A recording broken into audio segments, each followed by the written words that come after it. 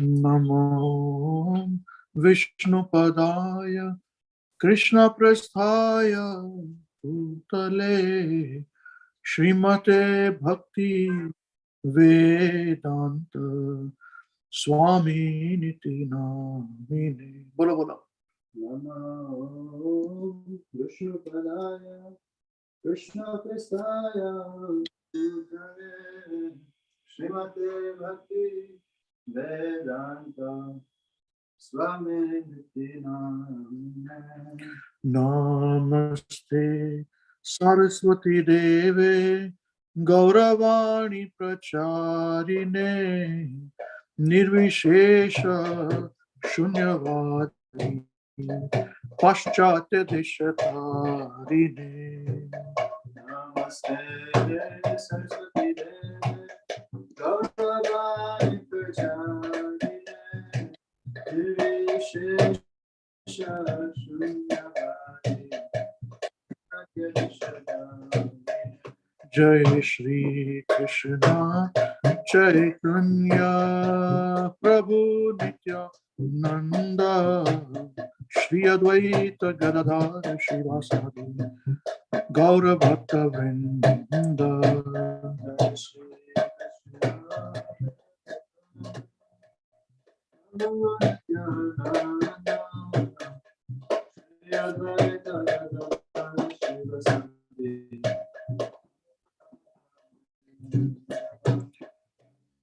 Hare Krishna,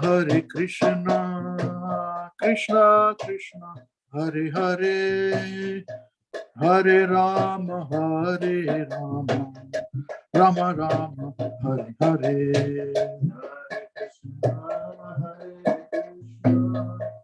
Krishna Krishna, Hare Hare, Hare Rama, Hare Rama,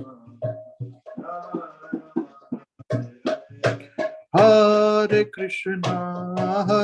Krishna, Krishna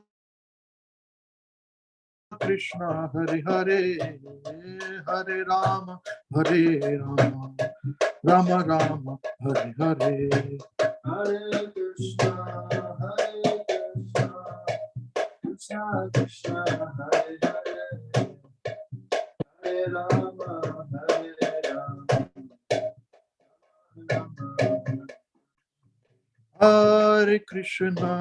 Hare Krishna, Krishna Krishna, Hare Hare, Hare Rama, Hare Rama, Rama Rama, Hare Hare.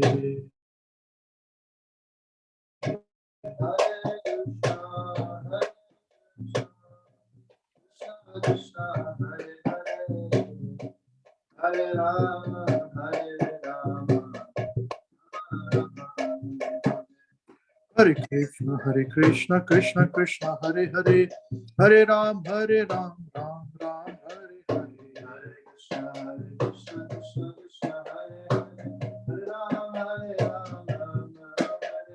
Hare Krishna, Krishna Krishna, Hare Hare, Hare Rama, Ram Ram,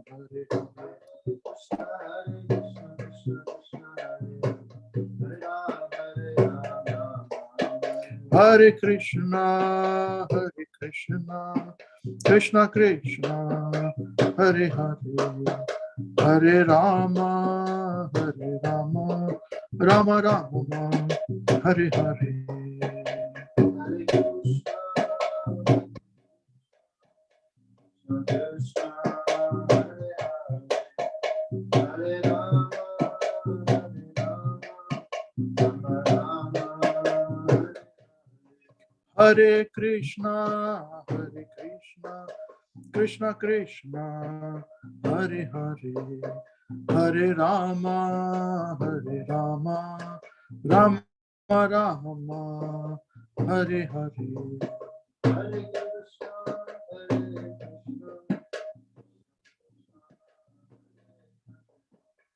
Hare Rama,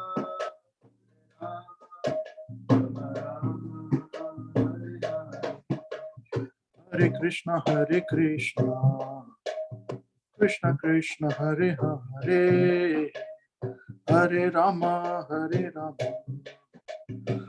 Rama Rama, Hare Hare. Hare Krishna, Hare Krishna, Krishna Krishna, Hare Hare, Hare Rama, Rama Rama, Hare Hare.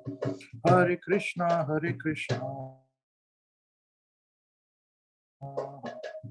Krishna Krishna, Hare Hare, Hare Rama, Hare Rama, Rama Rama, Hare Hare. Hare Krishna, Hare Krishna, Hare Ram, Hare Ram, Rama Rama, Hare Hare. Hare Krishna, Hare Krishna, Krishna Krishna, Hare Hare, Hare Rama, Hare Rama, Rama Rama, Hare Hare.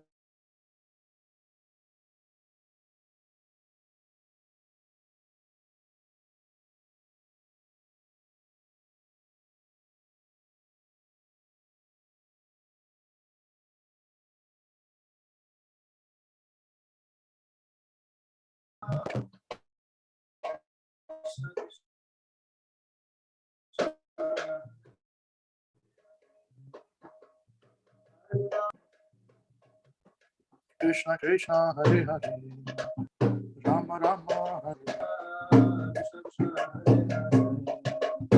Hare Ram, Hare Rama, Hare Krishna, Hare Krishna, Krishna Krishna, Hare Hare, Hare Rama, Hare Rama, Rama Rama, Hare Hare. Hare Krishna, Hare Krishna, Krishna Krishna, Hare Hare, Hare Rama, Hare Krishna, Hare Krishna, Krishna Krishna, Hare Hare,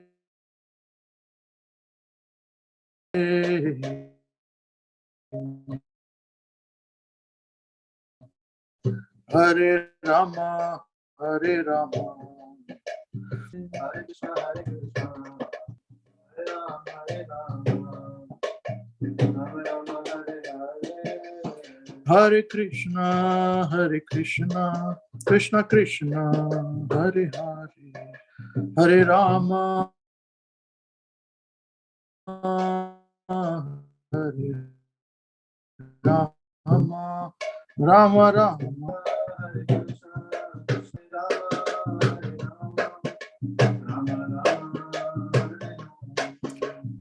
Hare Krishna, Hare Krishna, Krishna Krishna, Hare Hare, Hare Rama, Hare Rama, Rama Rama, Hare Hare. Hare Krishna, Hare Krishna, Krishna Krishna, Hare Hare, Hare Rama, Hare Rama, Rama Rama, Hare Hare. Hare Krishna, Hare Krishna, Krishna Krishna, Hare Hare, Hare Rama, Hare Rama, Rama Rama, Hare Hare. Hare Krishna, Hare Krishna, Krishna Krishna, Hare Hare, Hare Rama, Hare Rama, Rama Rama, Hare Hare. Hare Krishna, Hare Krishna, Krishna Krishna, Hare Hare, Hare Rama, Hare Rama, Rama Rama, Hare Hare. Hare Krishna, Hare Krishna, Krishna Krishna, Hare Hare, Rama, Hare Rama, Rama Rama, Hare Hare. Jayo Radha, Giridhari Radha, Giridhari Shri Radha. Jai Radha, Hare Radha, Jai Radha, Nila Madhu Radha, Nila Madhu Shri Radha. Jai Radha, Rama Radha, Rama Shri Jaya Radha, Kunj Bihari Radha, Kunj Bihari Shri Radhe. Jaya Radha, Jaya Radhe, Jaya Radhe, Jaya Radhe, Jaya Shri Radhe.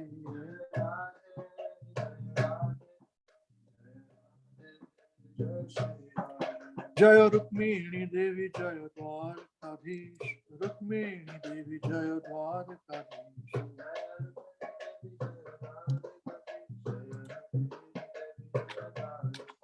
Jaya Sita Ram Lakshman Bhakta Hanuman, Sita Ram Lakshman Bhakta Hanuman.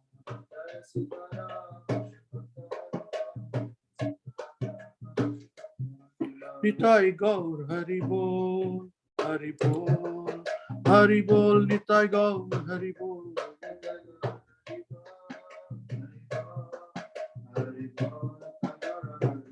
Jaya Jaya Prabhupada, Prabhupada, Prabhupada, Jaya Jaya Prabhupada.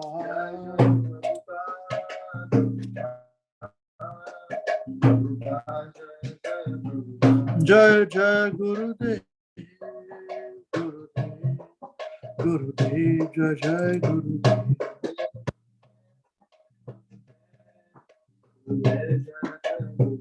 Jai Jai Gurudev, Gurudev, Gurudev, Jai Jai Gurudev.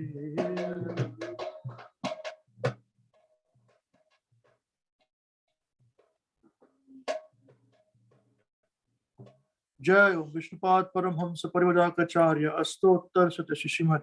His Divine Grace Srila Bhaicharanaravinda Bhaktivedanta Swami Jagat Guru Srila Prabhupada Ki Jai. ISKCON BBT Founder Acharya Srila Prabhupada Ki Jai.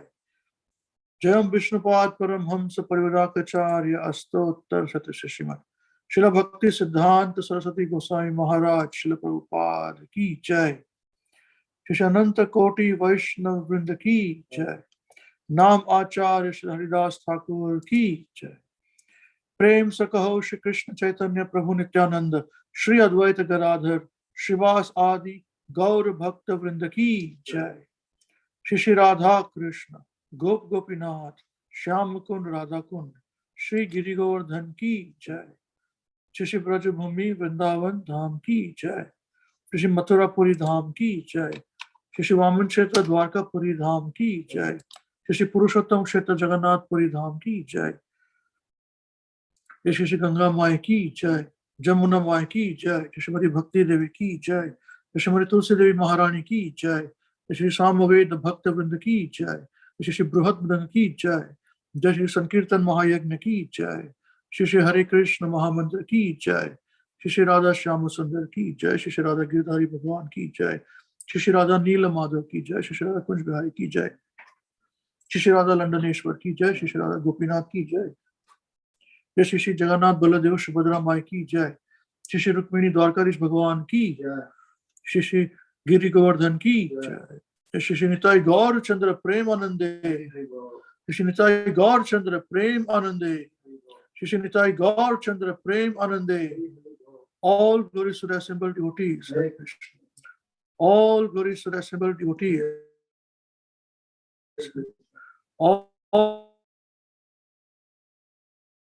All glories to the assembled devotees. Guru and Shri Gauranga Ki Jai. Jagat Guru Srila Prabhupada Ki Jai.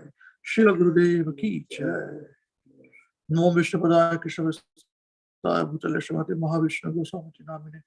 Namo Vishnu Padaya Krishna Vastaya Bhutale Srimati Bhaktivedanta Swamiti Namine. Namaste Saraswati Devi Gaurmani Prasarine. Nirvishesha Shunyavadi Pashyata Deshtarine.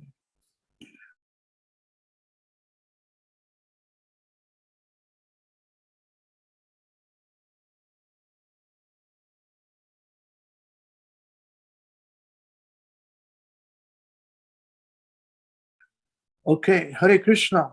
How's everybody doing? Hope everybody's so you have to speak. If you don't say I don't know, I think you're not doing well then.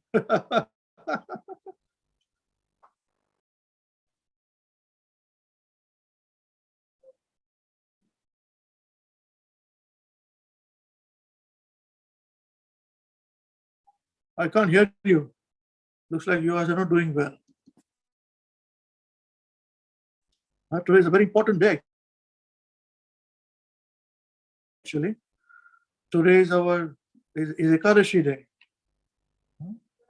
and is also today is also our Gita Jayanti day, and nobody is speaking. You become Maunvrat, Mauni Babas. Right? Okay, let me ask. Why is everybody frozen? I can't see. I can see. I cannot see. Yeah, I think something is wrong. My phone there. Okay, let me ask the youngest. Hey, Madhav, कैसे हैं आप? ठीक है, Madhav? You all right?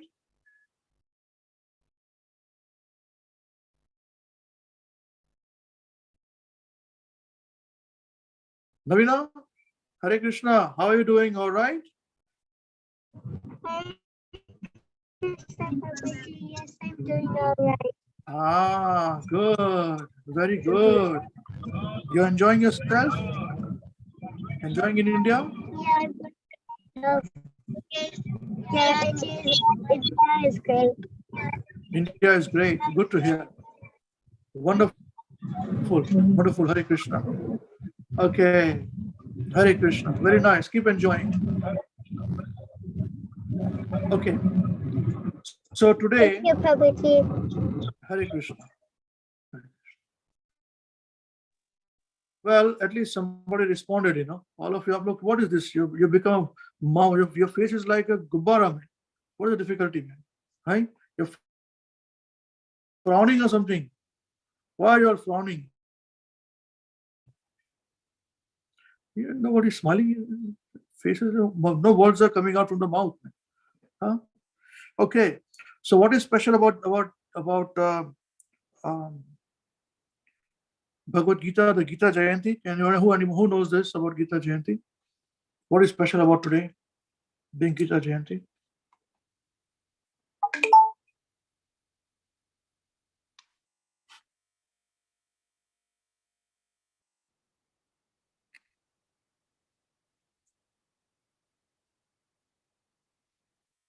Again, nobody's speaking. I can't believe it. Okay, seniors, leaders, big leaders, let us hear from you people. What is Gita Jayanti? What is Gita Jayanti? Hare Krishna, Prabhuji. Yes. Lord Krishna said this on this particular day. Lord Krishna has spoken this Bhagavad Gita. Yes, sang. He sung the Bhagavad Gita. Yeah, yes. Sang Bhagavad Gita on this day to Arjuna. Yes. So what does it affect us? Thank you. So thank you very much, Sopan. Other seniors. So what does it mean for us? What does it mean to us?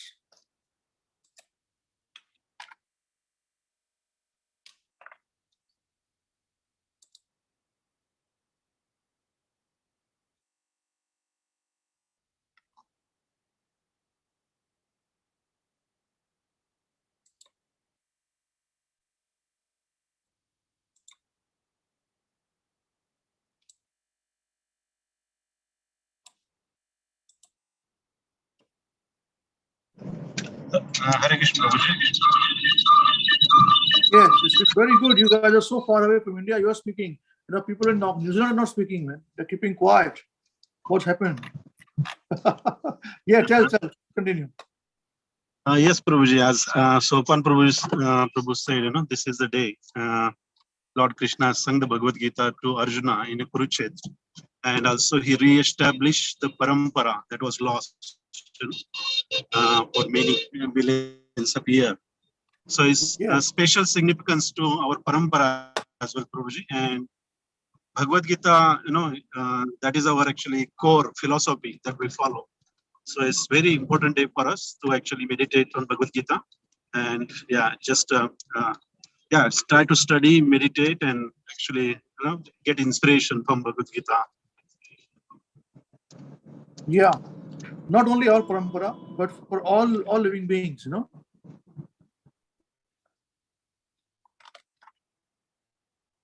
Yes, for all living beings. Yeah. Okay. Who else got to say? What about others, please? Seniors, please.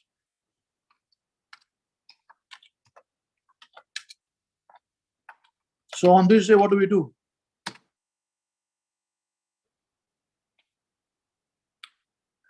We don't eat beans and grains. Yeah. We are fasting for Ekadashi. What else do we do? Hare Krishna, Prabhuji. Yes. Yeah, so it's very important day, Prabhuji. As devotee said, that is it's the day when the Bhagavad Gita was sung. Yes. And on this day, obviously it's Ekadashi. We do austerity. We remember Krishna more. What austerity should we do? What austerity do we do? We do extra rounds, Prabhuji. Extra chanting? Extra chanting, and we study Bhagavad Gita, all the slokas with translation. Yes, we at least sing the slokas. Yes. Yes, so we study the Bhagavad Gita. Bhagavad Gita, yes. Yes, we read the Bhagavad Gita on this day. That's how we worship Bhagavad Gita. Yes. So Yes, all those who are new, the intermediate level and the beginners class. Okay. So on this day we sing, dedicate our lives to Bhagavad Gita, sing Bhagavad Gita. So that is the least we can do, on this day. So just sing the Sanskrit verses if we can. Now, I was thinking, that what do we do here in our program of Bhagavad Gita, Gita Jayanti. So it made me think that if we have a program where we recite, we sing, then it will take us 2.5 hours. So we could have planned a little ahead. But I was thinking, how do we do this? Because we've got a fair share of all kinds of devotees. We're teaching program. So there are devotees who are new, there are devotees who are not new, and it will be then 2.5 to 3 hours of recitation if you all study recitation together. And those who are our senior big leaders, they already are very busy with so many things. So I was thinking that's why we did not put up in advance. I wanted to inform all of you, take all of your views and interest in mind, and discuss this. Actually, we must all recite Bhagavad Gita. Yeah, this is the day for doing so. And so if we do 2.5, 3 hours of recitation here, I'm sure somebody will go to sleep there. Because it has to be spoken in a particular speed. Not everybody is used to that. If you're reading a bit slowly, then you break it down into half an hour morning, half an hour afternoon, evening, like this, and do it. Actually, you should do it all together. But if you can't, then what to do with it? So for us, we've been doing it. I mean, with my son is a great help. He does since childhood. We would all three of us will break into Bhagavad Gita, and we would recite each sections, do together, all of us. It's very wonderful. It's very, very wonderful. So we request all of you, at least you must do that, today. Bhagavad Gita is for all humanity, for everyone. Bhagavad Gita.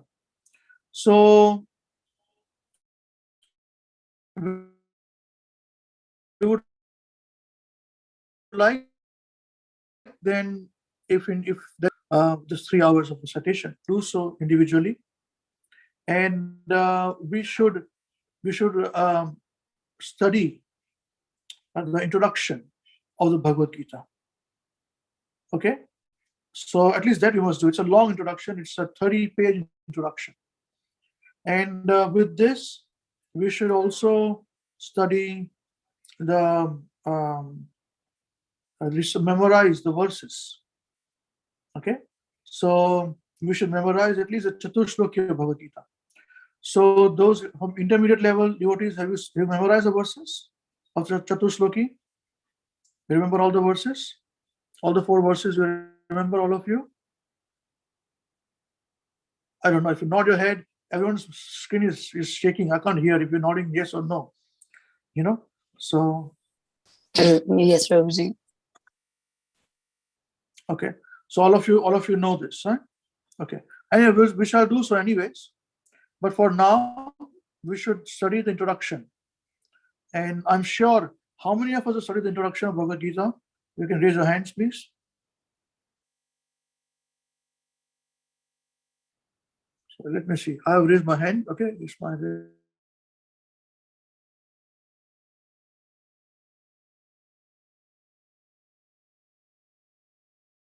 skip the introduction. Okay. I think we must study the introduction, and I want one person to read the introduction properly. It has got the Mangalacharan prayers also. So whoever is studying, reading it, they can read the Mangalacharan prayers too.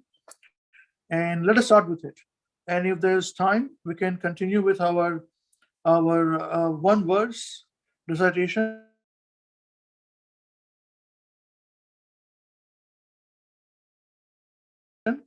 of the Chatushloki.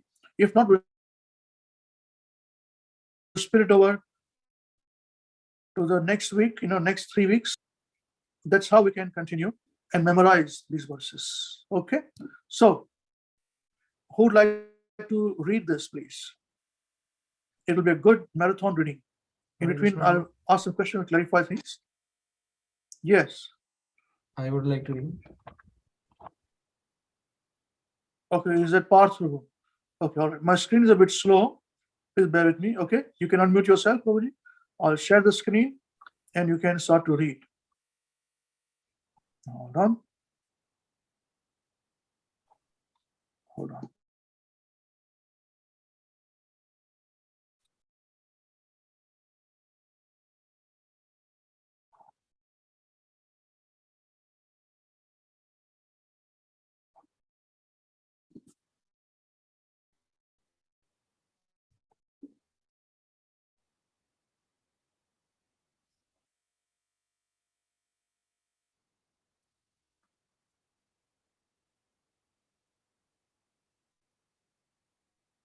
Please bear with me.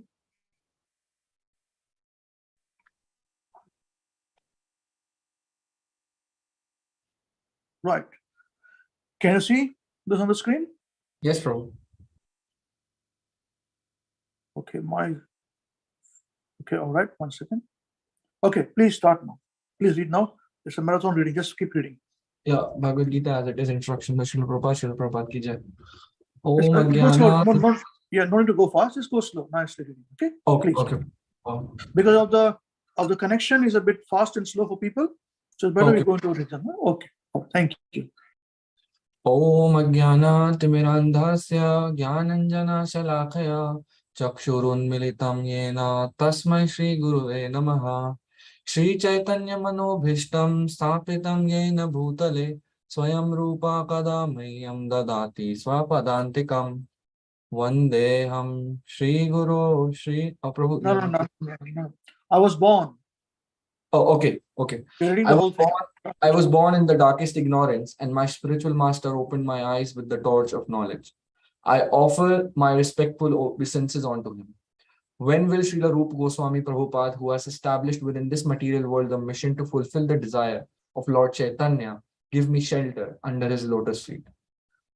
Vandeham Shri Guru Shri Yuta Padakamalam Shri Gurun Vaishnavamscha Shri Rupam Sagrajatam Sahagana Raghunathanvitam Tam Sajivam Sadvaitam Savadhutam Parijana Sahitam Krishna Chaitanya Devam Shri Radha Krishna Padan Sahagana Lalita Shri Vishakhanvitam.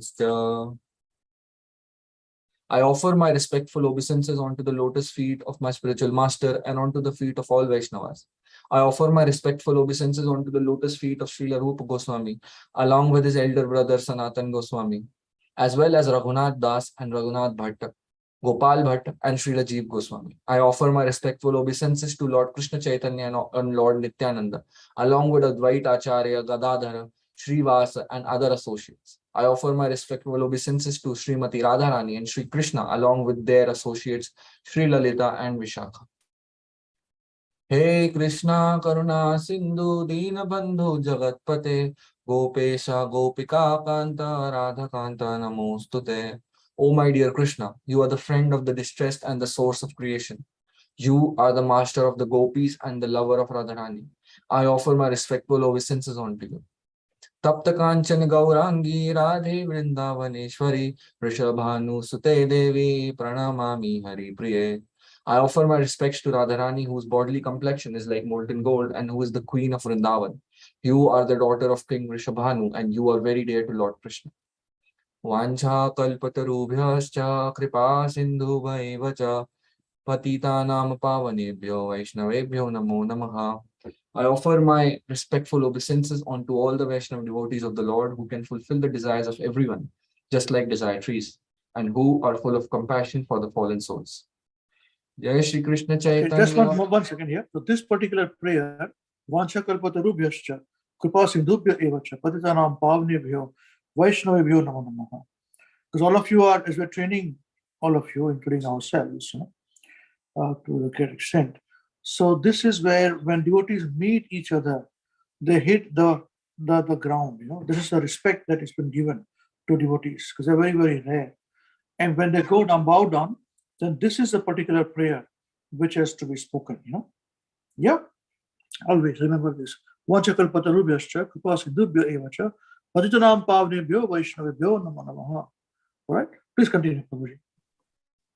Jai Shri Krishna Chaitanya Prabhu Nityananda Shri Advaita Gadadhara Shivasadi Gaura Bhakta Vrinda. I offer my obeisances to Shri Krishna Chaitanya Prabhu Nityananda Shri Advaita Gadadhar Shivas and all others in the line of devotion. Hare Krishna Krishna Krishna Hare Hare Hare Rama Rama Rama Hare Hare. Bhagavad Gita is also known as Gita Upanishad. It is the essence of Vedic knowledge and one of the most important Upanishads in Vedic literature. Of course, there are many commentaries in English on the Bhagavad Gita, and one may question the necessity for another one. This present edition can be explained in the following way. Recently, an American lady asked me to recommend an English translation of Bhagavad Gita. Of course, in America, there are so many editions of Bhagavad Gita available in English.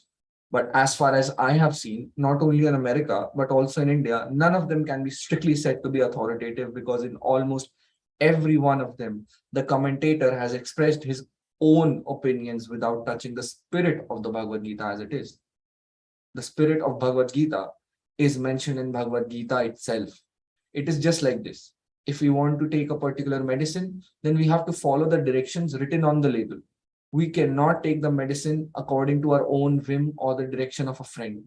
It must be taken according to the directions on the label or the directions given by a physician. Similarly, Bhagavad Gita should be taken or accepted as it is directed by the speaker himself.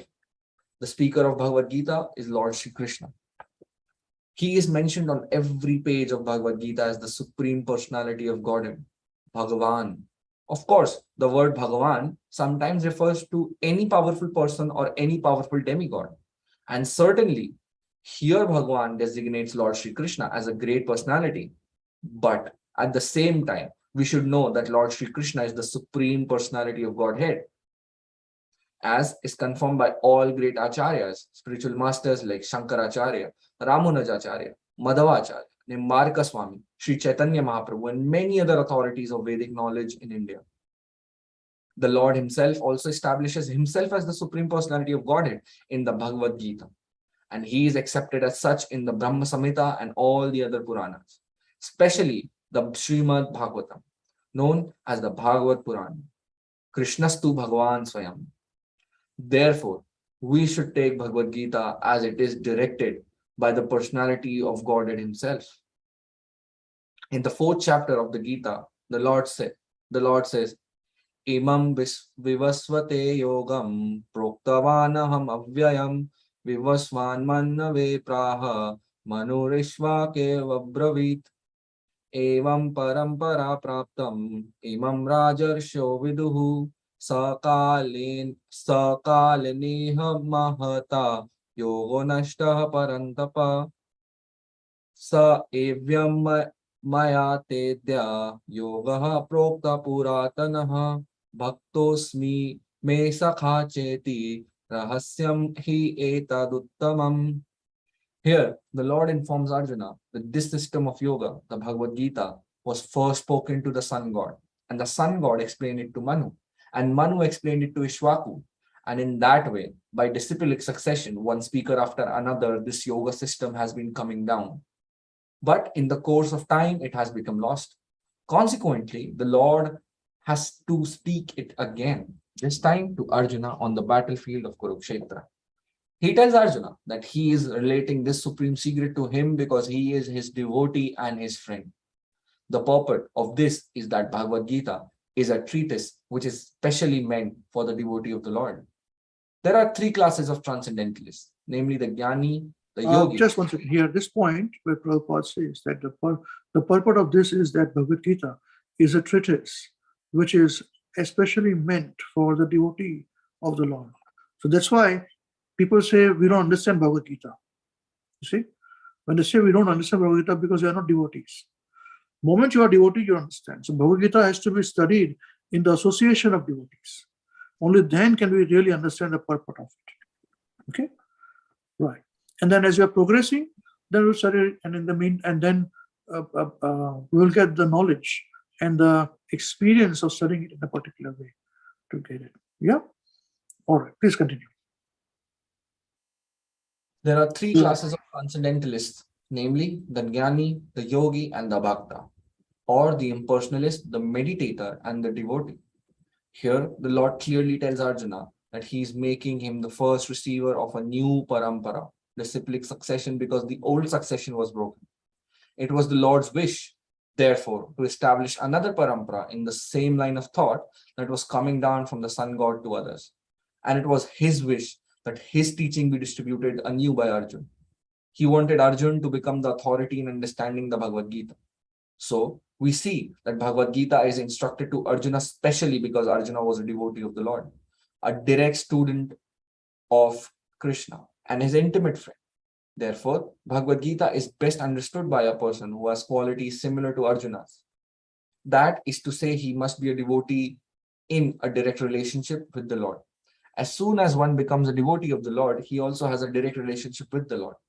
That is a very elaborate subject matter, but briefly it can be stated that a devotee is in a relationship with the Supreme Personality of Godhead in one of 5 different ways. So one second. Here, Prabhupada says that this parampara system was broken. So the Lord has started another parampara. You know, the Lord, it was Lord's wish. Can you see my highlighted point here? Yes, Prabhu. Yeah, it's established. Thank you. To establish another parampara in the same line of thought as that was coming down from sun god to others. So Krishna had instructed this information, the Bhagavad Gita, to sun god, and from him to all others, including Arjuna. It was his wish that this teaching was distributed anew by Arjuna. So technically speaking, Arjuna is not from the Brahma Gaudiya Vaishnava Sampradaya. Okay, but he has been given this information and we follow him. So the spirit-wise, if we are same, then we are in the succession. We understand this? It is very profound to be understood at this point. Okay. Okay. And that's why he wanted Arjuna to become the authority in understanding the Bhagavad Gita. So we see Bhagavad Gita was instructed to Arjuna especially because Arjuna was a devotee of the Lord, a direct student of Krishna and his intimate friend. Okay. Right. Now, what are the qualifications needed for the follower of Arjuna? Although they are not in the same discipline, to become this succession of Arjuna. So this is, therefore, Bhagavad Gita is best understood by a person who has qualities similar to Arjuna. That is to say, what are the qualities? He must be a devotee in a direct relationship with the Lord. This is the point. Moment you are devotee, Bhakto Sime Sakha Cheti, Rahasyam hi etar uttamam. Okay. So this is where only then this Rahasya, supreme secret, will be revealed to you. All right? This is the point to be understood, all of you. All right, please continue, Prabhuji. Thank you very much. If you want further clarification, ask me straight away. Otherwise, we'll just keep on moving. Yeah. Thank you. Any one of you. The devotee is in relationship with the Supreme Personality of Godhead in one of 5 different ways. One may be a devotee in a passive state. Second, one may be a devotee in an active state. Third, one may be a devotee as a friend. One may be a devotee as a parent. one may be a devotee as a conjugal lover. Arjuna was in a relationship with the Lord as friend. Of course, there is a gulf of difference between this friendship and the friendship found in the material world. This is transcendental friendship, which cannot be had by everyone. Of course, everyone has a particular relationship with the Lord, and that relationship is evoked by the perfection of devotional service. But in the present status of our life, we have not only forgotten the Supreme Lord, but we have forgotten our eternal relationship with the Lord. Every living being out of many, many billions and trillions of living beings has a particular relationship with the Lord eternally. That is called Swarupa. By the process of devotional service, one can revive that Swarupa. And that stage is called Swarupa Siddhi, perfection of one's constitutional position. So Arjuna was a devotee. And Just he one was second. 1 second. So this particular point, this would be more informative to the leaders program. Okay. So here it is very clearly stated, Prabhupada straight away in the 4th page of Bhagavad Gita, Prabhupada talks about Sarup Siddhi. All right. That is the position of when one's eternal relationship with Krishna is revived. What is the relationship which they have is revealed, okay, to Krishna, through Krishna in the heart of the devotee. That is his position. So but Krishna consciousness is not a emotional affair. Many people say, I love Krishna because Krishna and they cry. But it's good enough. Some people have the whimsical way of loving. But this is where it becomes very crystal clear.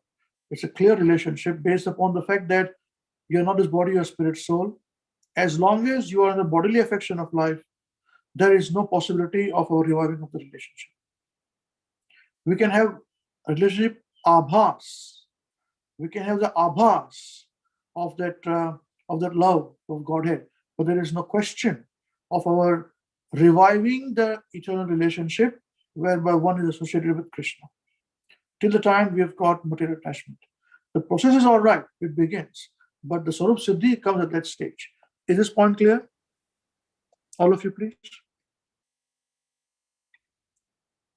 Okay, those who are at the lower, not lower, but leadership level understand a little better. Intermediate will be in that position to hear things as they are. It will become clear to you as times come. Okay, this is very important to understand. If not, then we have to revive this. We are at that stage. We have not achieved the stage still. Okay. Any question anyone has on this, please? All of you. Any questions? Hare Krishna. Yeah. Oh, can you just sorry, but can you briefly just repeat what you said? Like, just well, it is the original revival of Krishna consciousness happens at the stage when one is completely detached from his body in the false ego. That's basically in summary. Okay. You said something about abhas and okay. Yeah, till the time we are in the material conception of life, we may experience it, but the real identity is not revealed. Oh, okay. Okay. Out of our relationship, which has been mentioned there, you know? Yeah. Is it okay? Yeah, thank you, Prabhu. Yeah, wonderful. So anyone who shows this, one should see whether they are attached or detached. Very simple formula. Very simple. And anyone can be. Anyone can be in that position. All right, just 1 second, please. That's why I don't like to screen share. It starts from where the whole thing begins, you know. So we have to search out. Oh, there we are. Okay, Prabhuji, so we are here. So Arjuna was a devotee. Thank you. Yeah, exactly. So Arjuna was a devotee and he was in touch with the Supreme Lord in friendship. How Arjuna accepted this Bhagavad Gita should be noted. His manner of acceptance is given in the 10th chapter. Arjuna uvacha param brahma param dhama pavitram paramam bhavan purusham shashvatam divyam adidevam ajam vibhum ahustvam rishahayah sarve Devarshir Naradastatha Asitto Devalo Vyasaha Swayam Jaiva Bravishi me Sarvametad Ritam Manye Yanmam Vadasi Keshava Nahi Te Bhagavan Vyaktim Vidurdeva Nadanava. Arjuna said, you are the supreme Brahman, the ultimate, the supreme abode and purifier, the absolute truth and the eternal divine person. You are the primal God, transcendental and original, and you are the unborn and all-pervading beauty.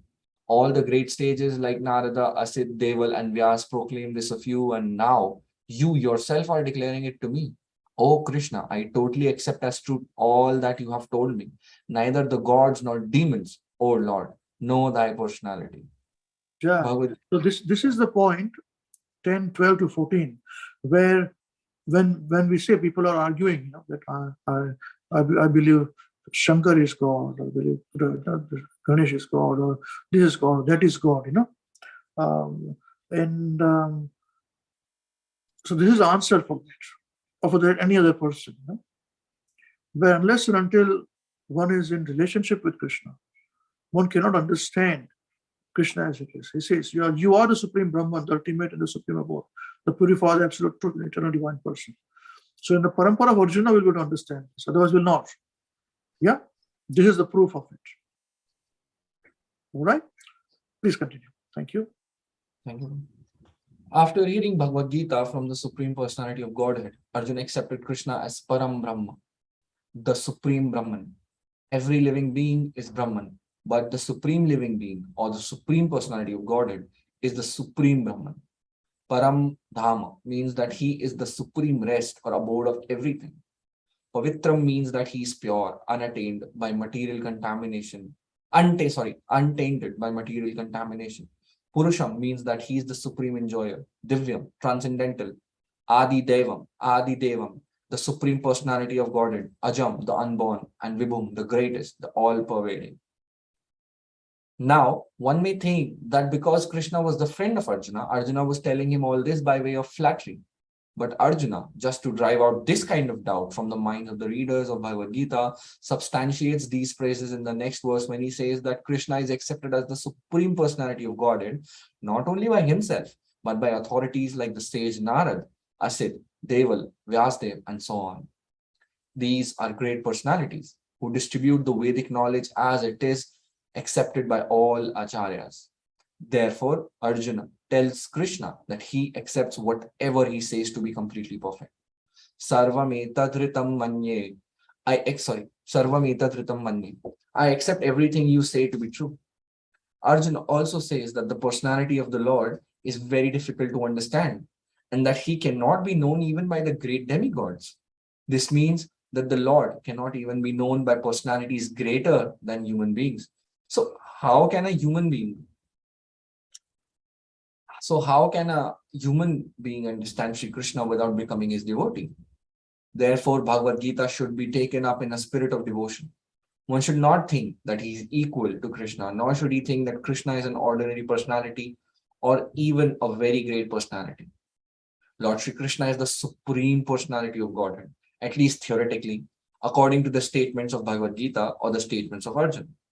The person who is trying to understand the Bhagavad Gita, we should therefore at least theoretically accept Sri Krishna as the supreme personality of Godhead. And with that submissive spirit, we can understand the Bhagavad Gita. Unless one reads the Bhagavad Gita in a submissive spirit, it is very difficult to understand Bhagavad Gita because it is a great mystery. So here we can see that Krishna is saying, first you surrender unto me, then I reveal to you. This is the condition, puts this condition. Because he's a boss, he's revealing a great mystery. See, if we want to understand the mystery, then we have to submit. That's his condition. Whereas Mahaprabhu, when Krishna came with Mahaprabhu, there was no condition. He gives it to everybody. Chant Hare Krishna. Rascal chant Hare Krishna, good man chant Hare Krishna, demon chant Hare Krishna, Pandit chant Hare Krishna. All are rascals, chant Hare Krishna. Right? Krishna says, you get knowledge, surrender unto me, become my devotee, then I'll reveal to you. Okay? Right. Okay, I'll just wait for 10 seconds and then sorry if anyone has to say anything. They can ask me a question, otherwise we'll move on. This is a spirit in which we should understand Bhagavad Gita.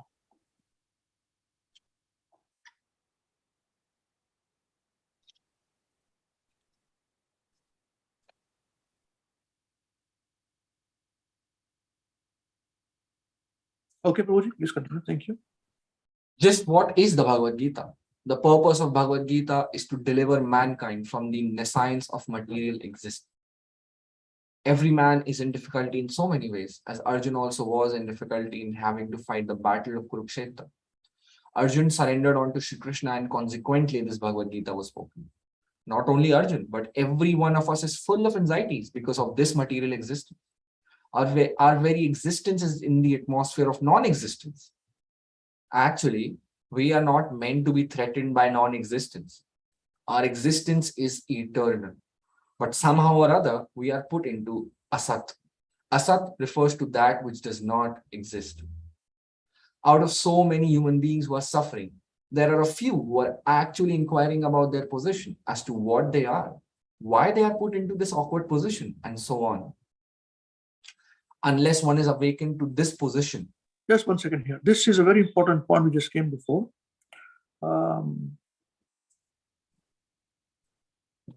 See, our existence is an atmosphere of non-existence. Okay? That's why we are constantly feeling anxiety in this material world. Okay? Just stay with this thought, all of you.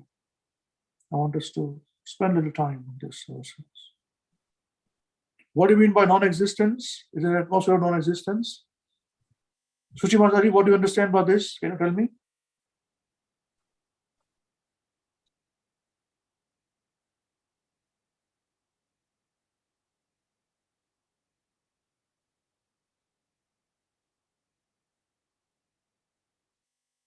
So is she around?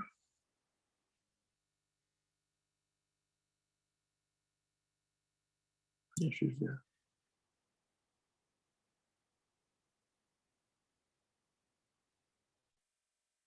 Okay, Mayuresh, what do you think on this? What is the answer to this, please?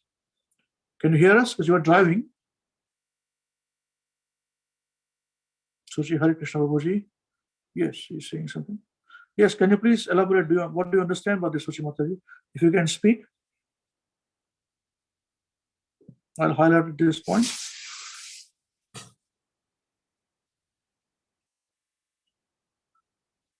I'm traveling, just at home, just came home, I'm settling. Okay, doesn't matter.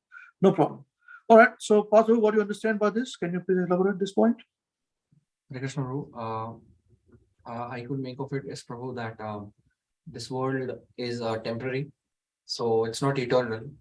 And so that is why Prabhupada, maybe I think that is why Prabhupada are calling it the atmosphere of non-existence, because everything here is temporary. It is real but temporary. So yes, but we are eternal. Yeah, that we are. Correct. It's a mismatch. That is correct. Yes. So that is the reason why our existence is in the material world. Everybody is in anxiety because we don't belong here. If you are associating constantly with temporary things, but you are not temporary, obviously you are going to find it's an imperfect situation. Yeah. At every stage. And in that, we have to satisfy our body. We have to get education. We have to earn some money to maintain our body. Then we want to get married. Then we have to have children and have children married. And then all this goal, constant anxiety is going on. It's not eternal. But if you go to a place which is eternal, where temporary things are not there, then the question of earning money doesn't come into place. The question of temporariness doesn't come. No change. Everything is eternal. And that is where only Krishna's relationship with Krishna is eternal. And there are 5 kinds of relationship we have with Krishna that is mentioned there, we studied before. Okay, so that's absolutely right. Okay, we'll wait for 10 more seconds and then we can start, Prabhuji. If anyone wants to say anything.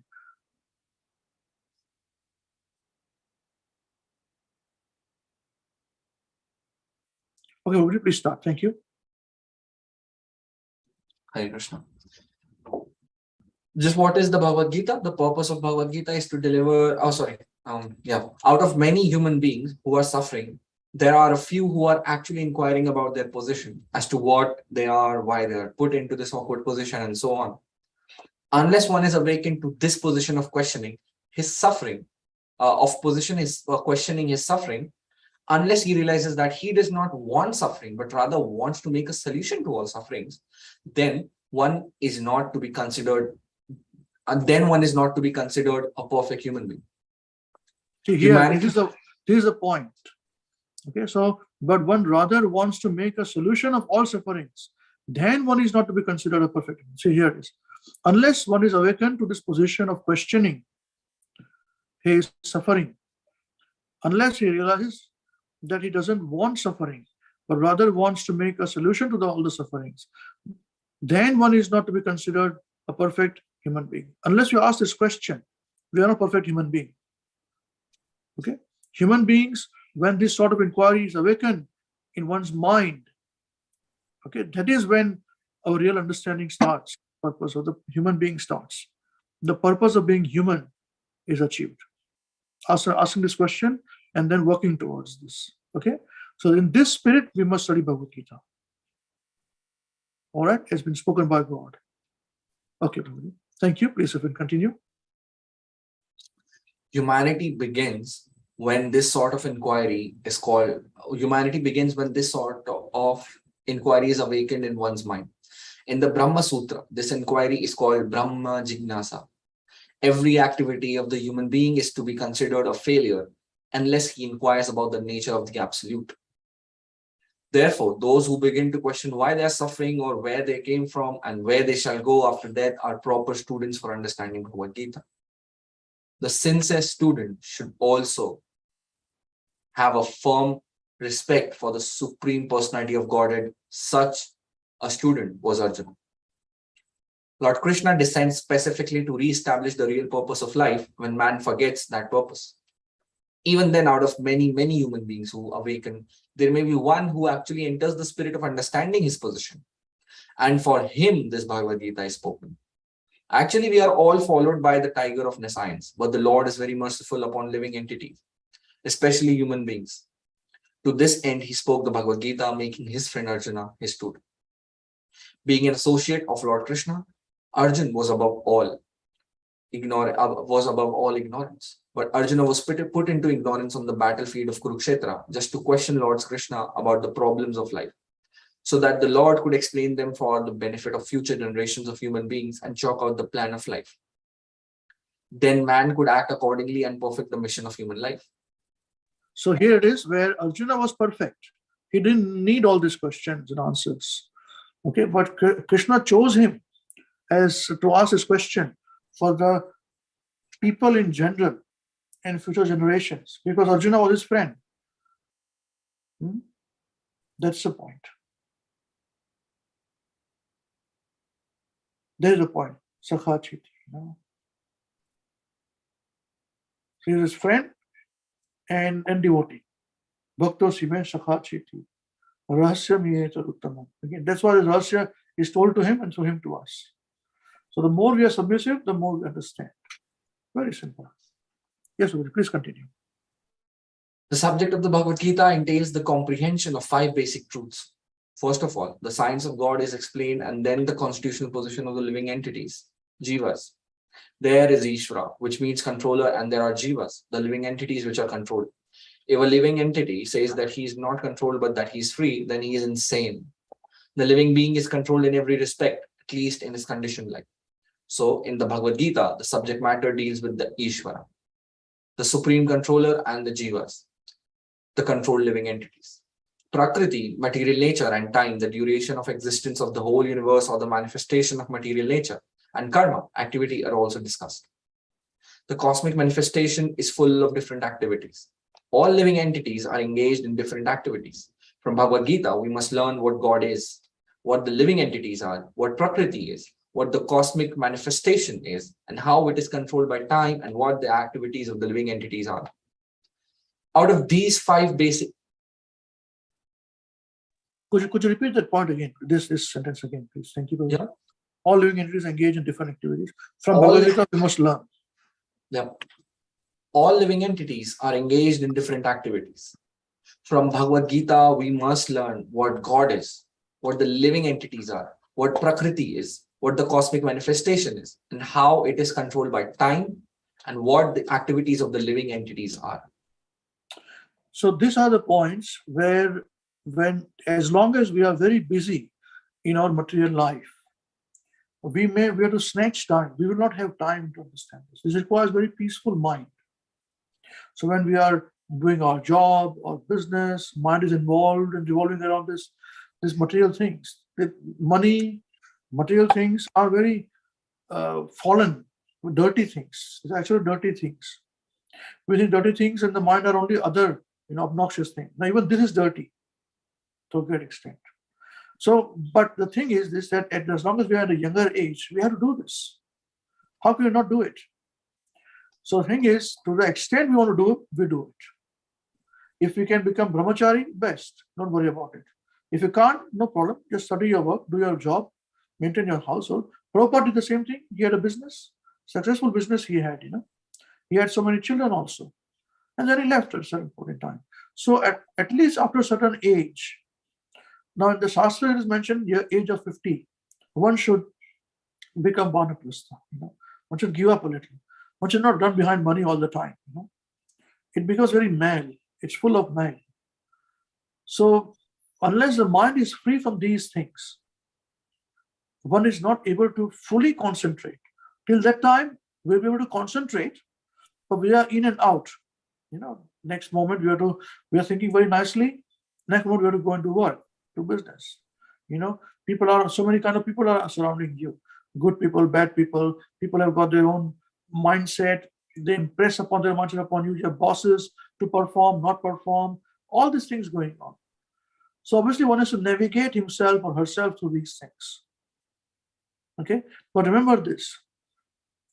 We should understand that all other activities are there to support this activity of what Krishna is saying. And this is the point where there's 5 things to be understood. And to understand these things requires time and energy. Because again, in Bhagavatam is very deep, very, very deep. No matter however much we give Bhagavad classes, it may sound as if it's a story, but it is very deep. They are not stories. These are life of people. And very, very deep. One has to imbibe this. Unless and until we are in the platform of body, we will not be able to remain in this platform. This remaining in the thought of this platform is transcendence. Transcendental platform doesn't mean you go from you wear a mukut on your head, and 1,000 people worshipping you with a ghee lamp and flowers offered to you. That's not what it is. None of the pure devotees of Krishna, except Prabhupada, accepted this kind of glorification. Prabhupada did that. Prabhupada is only saying to accepted it because he has to show people how it is to be done. But unfortunately, when people follow him blindly, people follow him without understanding what he has to do, without being pure enough, disaster follows. So better just to remain humble, follow these things. Tell people you need to follow this way. If they follow, good enough. We have the whole system in Hare Krishna weekend where everyone will be following this. Everyone has to follow. It's up to you. You follow, good enough. Otherwise, you will, even for me, I'm talking about, if I do not follow it, I'm the one judge how great I am or how good I am not. You see? Otherwise, ego will always come into us. We'll always play from the beginning level to advanced level. It will always come into play, identification with matter. Because that is where we are living in temporary material body. But we are not temporary, we are eternal. This conflict will always begin. And this temporary body has got all its limitations, modes, that gives us thinking, that makes us away from what our real identity is. Otherwise, we are not this body, we are spirit soul. We don't belong here. We wake up and say, what am I doing here? Who am I? What is this? I don't belong here. Excuse me, I have to go back. How do I go back? I want to go. Where do you want to go? I want to go to Krishna Loka. That's where I belong. I came here by mistake. I came here with my own fault. Oh my God. What do I do? So that is why Bhagavad Gita is spoken by Krishna and written by Prabhupada as it is, so that we can understand as it is and prepare ourselves, pack our bags to go back where we belong. We don't belong here.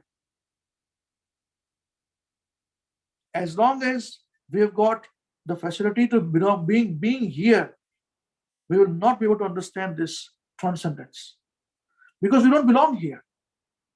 Every knowledge that we have is about that place where there is no matter. So if we are going to think with matter to go think about that place which doesn't have matter, it's impossible. That's why material things and Krishna doesn't go ill together, as Gurudev would say. Yeah. So this is very to the point. There is no option to this. So that's the reason why those who are young, you have to maintain your things, but prepare yourself that certain point in time, around 50, if you can. Nowadays, with so much difficulty with COVID and all that, even that age has to move back. So wherever you can, snatch some time, be quietly chanting, reading, studying, thinking, meditating, and then you'll understand this better. Okay, please, if you can continue, will be good. Thank you very much.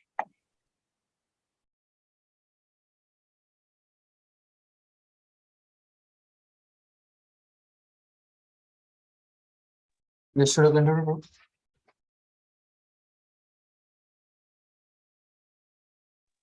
Sorry, what were you asking me, Prabhuji? Should I continue? Yeah. Yes, please. I said, please continue. Okay. Thank you. Out of these 5 basic subject matters in Bhagavad Gita, it is established that the Supreme Godhead of Krishna, or Brahman, or Supreme Controller of Paramatma, you may use whatever name you like, is the greatest of all. The living beings are in quality like the Supreme Controller. For instance, the Lord has control over the universal affairs, over material nature, etc. As will be explained in the later chapters of Bhagavad Gita, material nature is not independent. She is acting under the directions of the Supreme Lord. As Lord Krishna says, Prakriti is working under my direction. When we see wonderful things happening in the cosmic nature, we should know that behind this cosmic manifestation, behind this cosmic manifestation, there is a controller. Nothing could be manifested without being controlled. It is childish not to consider the controller. For instance, a child may think that an automobile is quite wonderful to be able to run without a horse or other animal pulling it. But a sane man knows the nature of the automobile's engineering arrangement. He always knows that behind the machinery, there is a man, a driver. Similarly, the Supreme Lord is a driver under whose direction everything is working. Now the jivas, or the living entities, have been accepted by the Lord, as we will note in the later chapters, as his parts and parcels. A particle of gold is also gold, a drop of water from the ocean is also salty, and similarly, we, the living entities, being part and parcel of the Supreme Controller Ishvara or Bhagavan, Lord Shri Krishna, have all the qualities of Supreme Lord in minute quantity, because we are minute Ishvaras.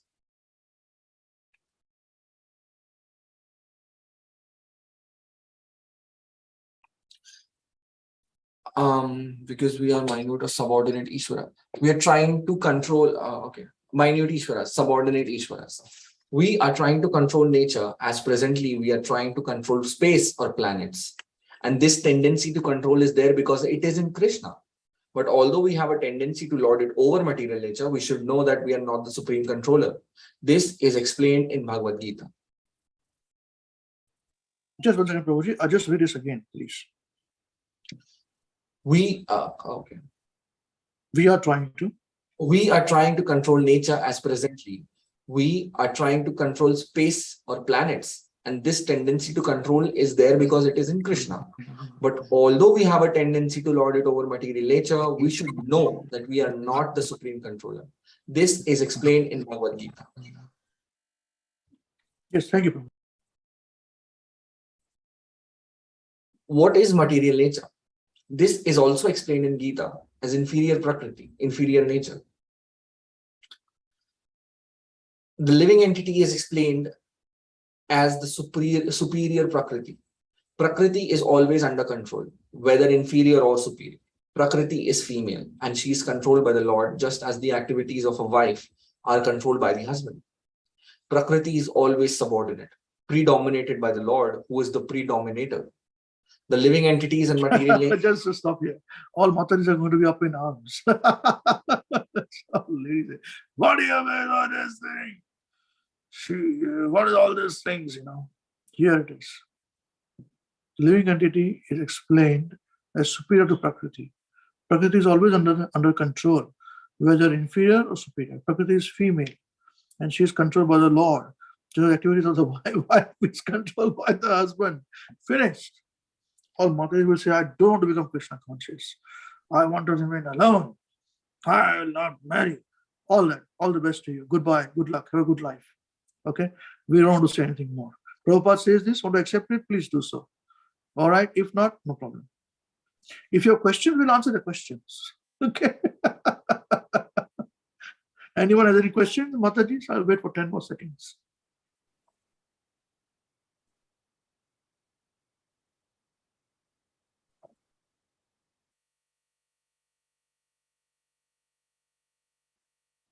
Okay, that's 10 seconds over. But remember one thing. The husband should be a devotee and a better devotee. That's a catch. All right. Hare Krishna. All right, please continue, Prabhu. Hare Krishna.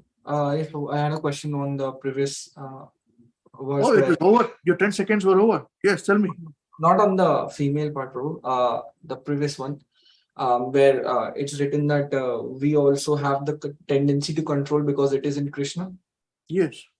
So, Prabhu, what is the use for that tendency? How can we put that to use? The tendency for us to control. Tendency for us to control is where we can use everything in Krishna's service. Good question. Every tendency that we have got is in Krishna. Okay? And the same tendency, because we are part and parcel of Krishna. All right? But Krishna has given us free will by which we can utilize all tendencies that he has got also in us. And we can utilize in giving him pleasure. Okay? So to control is to serve Krishna. We've got this material body, which we can control our senses. We can control our own actions. We don't control anybody else. The perverted reflection of the real control that we have in ourselves is to control somebody else.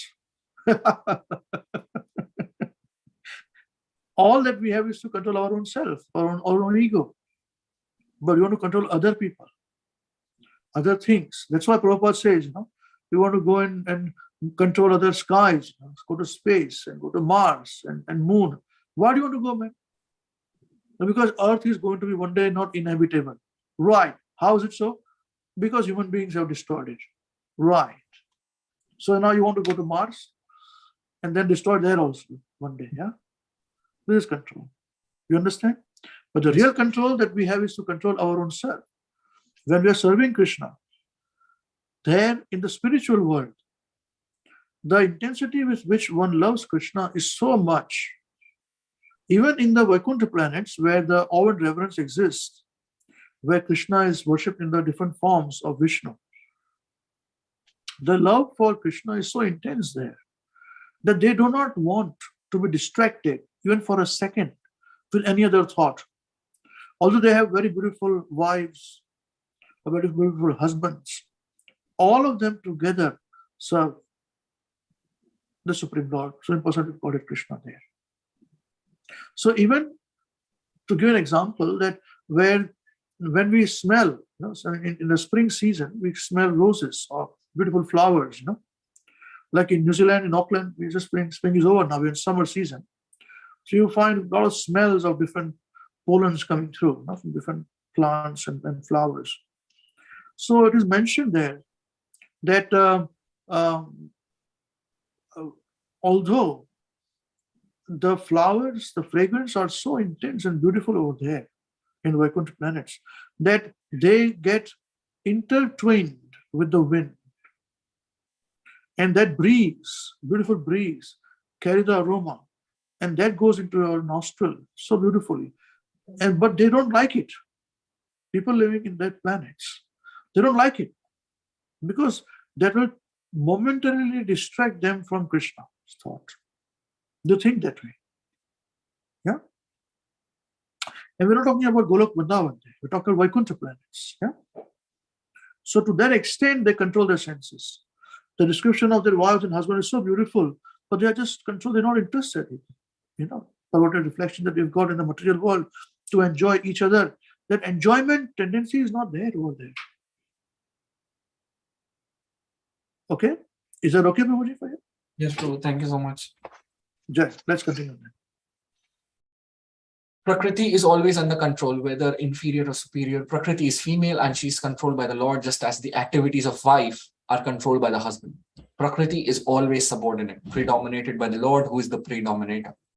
The living entities and material nature are both predominated, controlled by the Supreme Lord.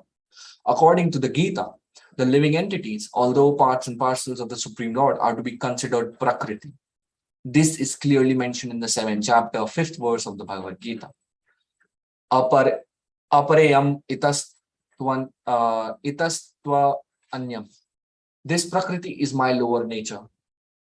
Prakritim vidhi me param jiva bhutam mahabaho yayedam dharyate jagat. And beyond this, there is another Prakriti, jiva bhutam, the living entity. So understand this. What Prabhupada tried to say here is this, that the material nature is inferior. But this particular verse, which Prabhupada is putting here, the Prakriti is my lower nature, Krishna said. Okay? But the living being, they are superior to Prakriti because they are using the Prakriti for their own, are manipulating it. But so that means they are superior to the Prakriti. But even that living being is also considered Prakriti when it comes to Krishna. Okay? He is supreme enjoyer. We are clone enjoyers. Okay? Which will be clarified further. Okay? Please continue. Prakriti itself is constituted by 3 qualities: the mode of goodness, the mode of passion, and the mode of ignorance. Above these modes, there is eternal time. And by a combination of these modes of nature and under the modes of nature and under the control and purview of eternal time, there are activities which are called karma. These activities are being carried out from time immemorial, and we are suffering or enjoying the fruits of our activities. For instance, suppose I am a businessman and have worked very hard with intelligence and have amassed a great bank balance. Then I am an enjoyer. But then say I have lost all my money in business, then I am a sufferer. Similarly, in every field of life, we enjoy the results of our work or we suffer the results. This is called karma. Hare Krishna, I think Shuchi Mataji raised her hand. Okay. Hare Krishna Prabhu. Yes, I was just clarifying this point that Prakriti, you told that every human being is Prakriti, whether it is male or female or anything. So every living entity is Prakriti and it is under the control of the Supreme. Correct? Yes. Yes. Is it? Yeah. So we are all Prakritis. Yes. Okay. Yeah. So there is inferior Prakriti, which is the material world, and living beings. So that's called living beings is superior to the Prakriti. Okay, it's called Tadasa Shakti. There is inferior Shakti, we are marginal Shakti, Tadasa Shakti, and then there is called internal Shakti of Krishna, which is superior, which is He Himself. So Tadasa Shakti, Tatastha Shakti is also inferior to Krishna. So that's why we are to be used by Krishna, to be enjoyed by Krishna. Right. Like for example, one friend of mine, he was a Muslim. So he said, why God is considered as men? Why is he not women? He was quite revolutionary Muslim. So he wanted to understand all these points. I said, listen, it is to be understood that God is only male. Everyone else is female. Female meaning what? To be utilized and enjoyed. And the enjoyer is only one, which is so Purusha. The definition of Purusha, we say in Indian language, we say Purusha and Stri. So Purusha means man, Stri means wife, to be enjoyed, extension. But basically Purusha means enjoyer. Purusha does not mean man. Real definition of Purusha means enjoyer. Okay? So that is why, just to summarize, that material energy is inferior. Okay? Superior to material energy is a living being. who is called Tatastha Shakti. But above the living being is marginal potency, internal potency, excuse me. Okay? So that is why for Krishna, he enjoys everyone. Even a living being is Prakriti to that extent. Right. All right? Yeah. So we always take that Purusha to is equals to men, right? Yes. That's wrong. Yeah, Purusha means enjoyer. Basically means enjoyer. Man is enjoyer. There's only one man. One man is Krishna. You see, my wife was reminding me about this episode in this movie, of Mirabai, Saint Mira. So when she went to Vrindavan, so she wanted to meet Rupa Goswami was also present there at the time. So she had heard about Rupa Goswami, so she wanted to meet Rupa Goswami. Rupa Goswami got the message that some lady wants to meet Mirabai. She says, I don't meet women. He said this, okay? So the message was given to Mirabai to say, sorry, Rupa Goswami does not meet women. So Mirabai said, is it? I thought there is only one man in Vrindavan. I did not know that Rupa Goswami is also man in Vrindavan. Purusha in Vrindavan. So I thought only one Purusha is there in Vrindavan, which is Krishna. So this message, the messenger went and told this to Rupa Goswami. Rupa Goswami smiled, came out and said, yes, she's perfect in her analysis. You got this point now? Yes. Right. Sure. Thank you very much. This will be more clearer as we go through. All right. That's why we are studying this introduction. So when we study Bhagavad Gita on today's date, is a very important day. Our basic information can be clear. Yes. Thank you so much. Wonderful. Wonderful. Anyone else wants to say? We'll wait for 10 more seconds and then we'll start.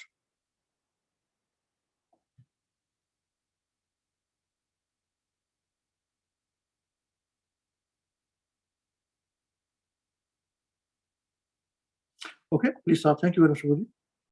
Ishvara, the Supreme Lord, Jiva, the living entity, Prakriti, nature, eternal time and karma, activity, are all explained in the Bhagavad Gita. Out of these five, the Lord, the living entities, material nature and time are eternal. The manifestation of Prakriti may be temporary, but it is not false. Some philosophers say that the manifestation of material nature is false. But according to the philosophy of Bhagavad Gita, or according to the philosophy of the Vaishnavas, this is not so. The manifestation of the world is not accepted as false.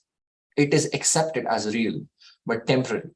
It is likened unto a cloud which moves across the sky, or the coming of the rainy season which nourishes grains. As soon as the rainy season is over, and as soon as the cloud goes away, all the crops which were nourished by the rain dry up.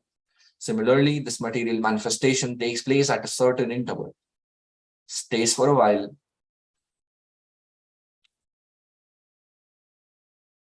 and then disappears. Such are the workings of Prakriti, but this cycle is working eternally.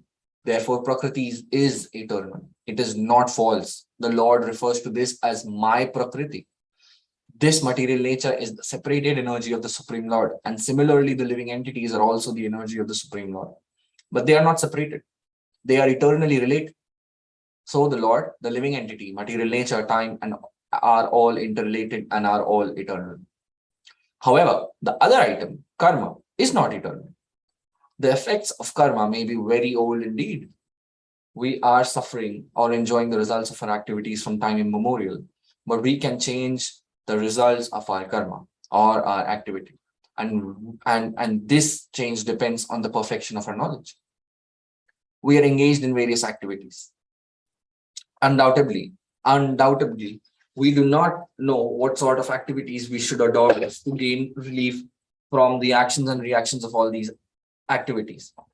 But this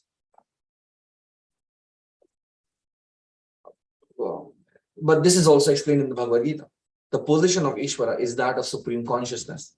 The jivas, or the living entities, being parts and parcels of the Supreme Lord, are also conscious. Both the living entity and material nature are explained as Prakriti. The energy just one second. I'm sorry, Prabhuji. Excuse me. So, the previous point, the Srila Prabhupada explains about karma. So the karma may be very old, okay, and undoubtedly we are suffering and enjoying all these activities, based upon our past karma and the current karma that we are doing. So we have got Sanchit Karma, which are not yet fructified. There are those which are fructified, those who are half fructified, and those who will be fructified. Every living being, whether you believe in karma or not. Okay, so we understand living in this material world will always add you karma. Whether you're walking, you're killing somebody, whether you're breathing, you're killing somebody, disturbing anybody. There's a repercussion for it. Just like, remember one thing, if we are those microorganisms and some living being is inhaling us, we go into the nose of the living being, we die. So is it not immoral to say, "Bhai, it's your bad luck"? This living being is smelling. If you are a small living being like the microorganism, no. There is karma to be gained and suffered. Was smelling also. That's why when Krishna was present on earth, even he used to perform those activities every single day, yagnas, so that even in his house, when there will be cooking going on, the fire burning, that kills living beings. So to show people, when he performed yagna, that's why we do the chanting of every day. Because every day our soul is contaminated, covered by illusion. So we remove the illusion. At the same time, we are purifying our activities. That's why for every age, what is the bona fide process of purification is to be understood. And we are extremely fortunate that we have been given this information about what is the bona fide process of this age. So we should be doing it very, very seriously. Yagna, Sankirtan Yagna. Either we do it together, all of us, in association of devotees, or we do it individually, Sankirtan. Studying is Sankirtan. Right now what we are doing is Sankirtan. Sankirtan. Kirtan means glorification of Krishna. That's what we are doing. You see?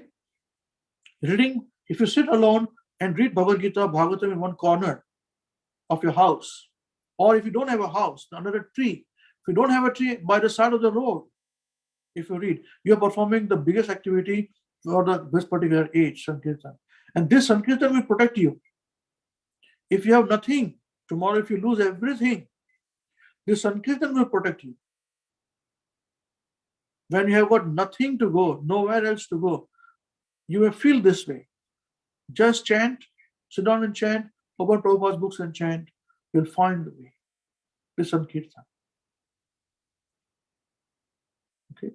So that is the point to be understood. The karma has to be removed from root. Completely from root, the karma has to be removed. And that is a very delicate process. What we speak, how we speak, whom do we speak, what we think, what we don't think, what we act, what we don't act. You see? Now sometimes you may think that this person is acting very, very, very tough. But you may just not know he's acting on behalf of somebody who's authority. You see? But because you don't have experience, you say, this person is very tough, he's bad. What? And you suffer unknowingly, unless you know things. So the process of actions and inactions are very delicate. Don't be judgmental about people or anything. This is the point. Mind your own business. Minding our own business is very difficult process. Okay? That is where the karma, our only business is to purify our karmas. Yes. Please continue. Thank you.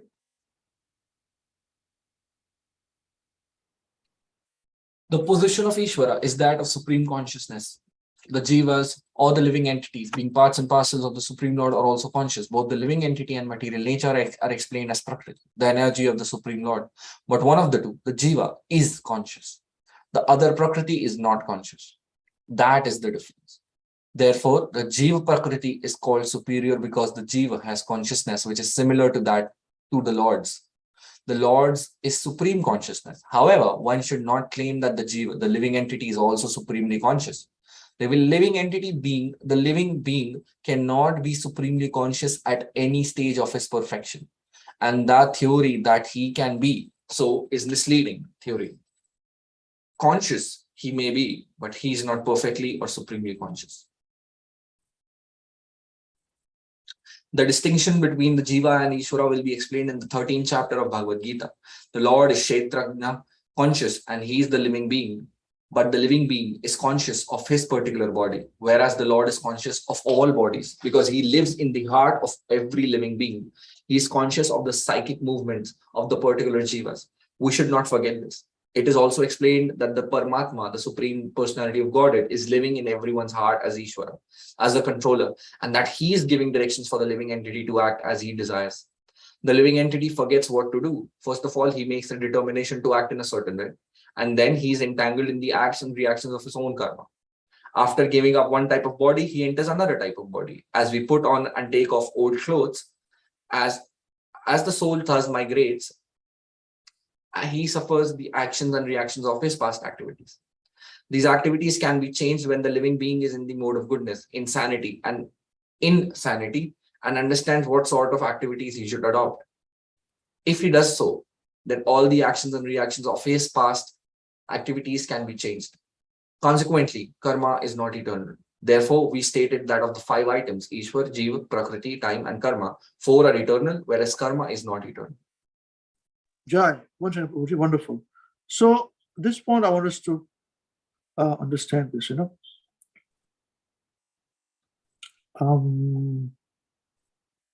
the living entity, sorry, right, can I read this again? The living entity forgets what to do. First of all, he makes a determination to act in a certain way, and then he is entangled in the acts and reactions of his own karma. After giving up one type of body, he enters another type of body. As we put on and take off old clothes, as the soul thus migrates, he suffers the actions and reactions of his past activities. These activities can be changed when the living being is in the mode of goodness, insanity, and understands what sort of activities he should adopt. Yes, so sanity and saintliness, they work together, as Guru Mahavishnu Goswami Maharaj says. Sanity and saintly is very similar words. Okay? So saintly does not mean one has to become, sadhu and all those things. One can be wherever here. He can be saintly by being sanity, just saint. So people say, who cares? Just drink whatever you want to drink, have whatever you sex, what you want to do, have this, enjoy yourself, life is only once. These are the people who think like this, whimsically. So they do not know how karmas have been added. Now you may think that drinking alcohol is simple. It doesn't add karma. No. I don't want to fatten you guys. But in the 5th canto of Srimad Bhāgavatam, there is mention of people who want to drink alcohol. What happens to them? Unknowingly you have done things, that's okay. Now that we are chanting, but they'll put liquid iron into your subtle body. You want to enjoy. Similarly, if you have illicit sex with women, what happens to you? Indescribable. Now this is where you do it, and then you can get karma in the next body. There's another point altogether.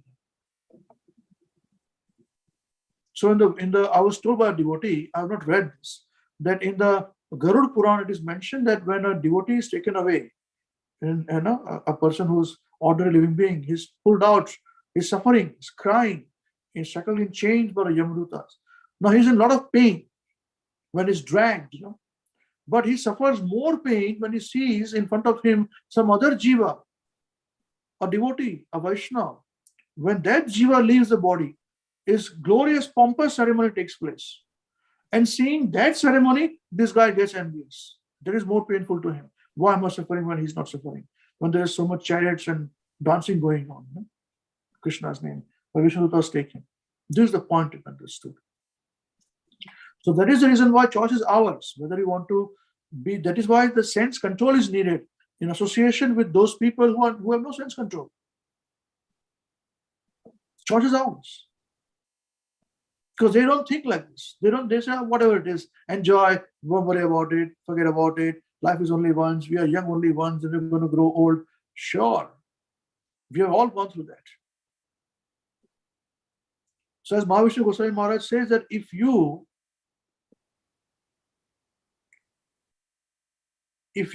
lead unregulated life in younger age, then don't expect comfortable life in the older age. So this is especially for all of us youngsters who are the younger age. This is why it's up to you. This is the reason why it's a differentiating factor. No, I don't do this. That's why to become saintly, first thing is our habits should change, should be saintly. To have some sanity. So for that reason, we don't kill other living beings. We offer vegetable food to Krishna, and that's why we don't have onion garlic. It's tamasic. This is the reason why. Otherwise, we cannot have sanity. The mind brooms like a whirlwind. Nowadays, you don't have this game. I used to play that game when I was young. It was, I don't know what it's called in Hindi. In Gujarat, it was called Bhamarda, top, it rolls. It's like a roll, and Bhavra. sorry, Bhavra, that's right. You may call it Bhavra, we call it Bhamra. You still just played? Is it played today also in India? Yes, Prabhuji, I've played that game. Oh, you played that game. You're very lucky. These are very ancient games. Krishna has to play all these things also. Not be Bhavra, but other games. Like closing the eyes and finding out who the person is. Looking at their feet or touching their hands. Whose hand is it? All those things Krishna has to play. Anyway, so this is where otherwise people are really like Bhavra, going round and round. There is no sanity in them. They speak whatever they want to speak, do whatever they want to do. They completely havoc, So that's why we have to be very careful. It's our choice. This is the reason why we control our senses. For our own sake. Because younger age is not going to last forever. Same argument we give them. Youth is still not even 13.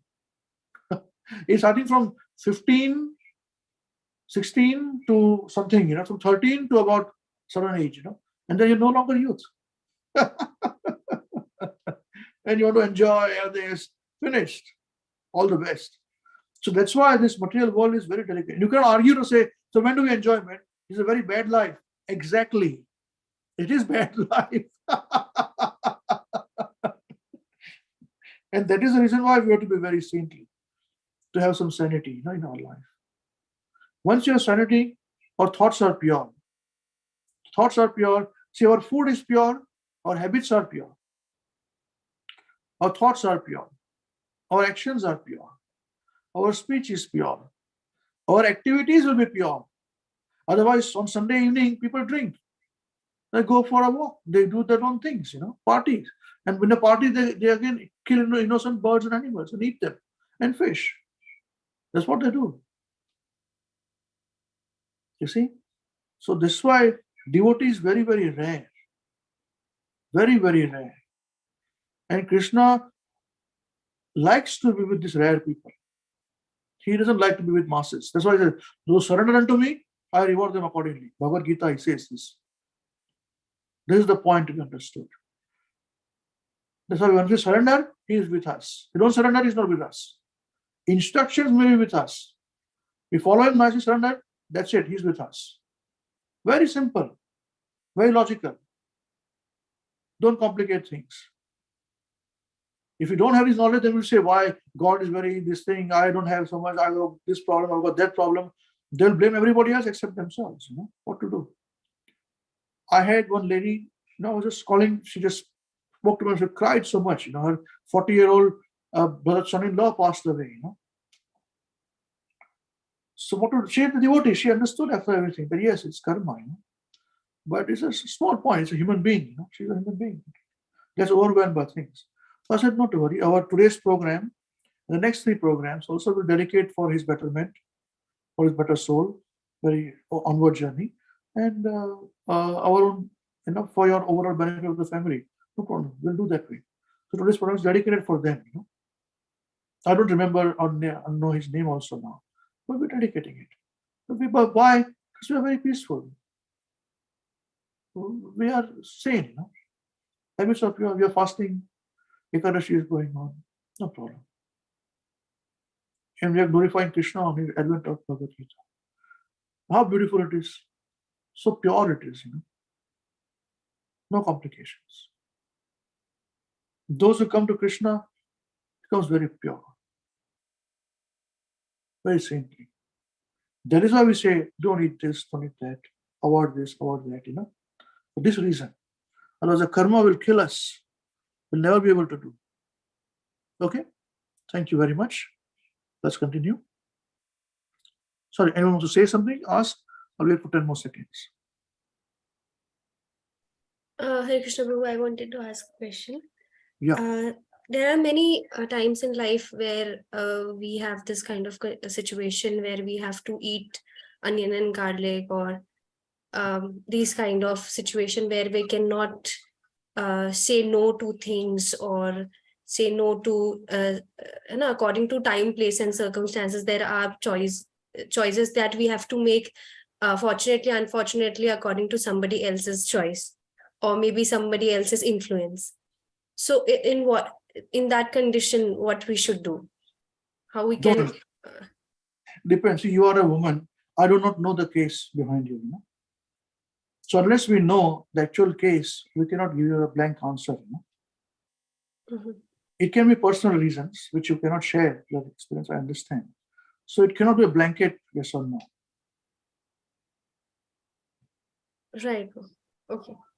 Do you understand what I'm trying to say? But on case to case, we can try and give the answer. But yeah, we can say no. We can say no. Yeah. Most of the time things happens like that. So we can say no. There is always a choice. There is always a choice. Yeah. If there is no choice, like we have a situation where a person whose family is they eat non-vegetarian, the lady, what to do? There'll be a big disaster at home, So at least you don't eat non-vegetarian food.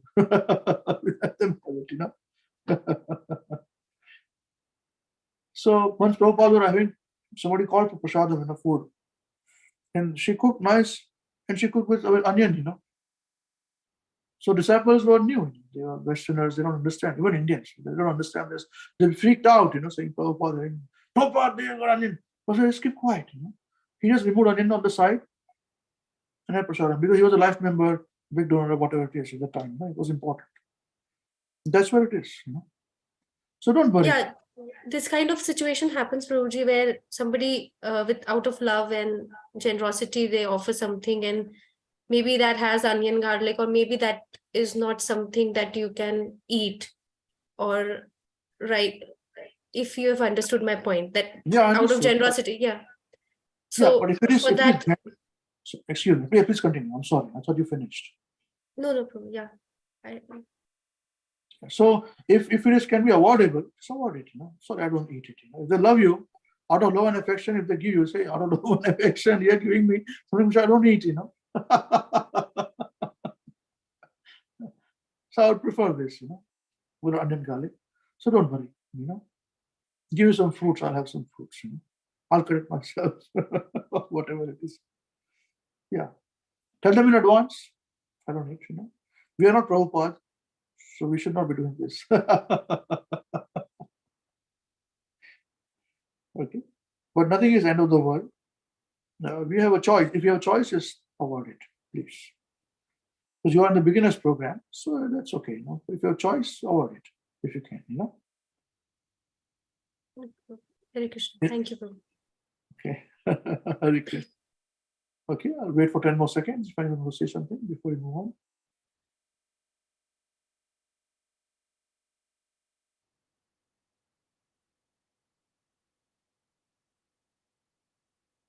Okay, Prabhuji, thank you very much. Let's continue.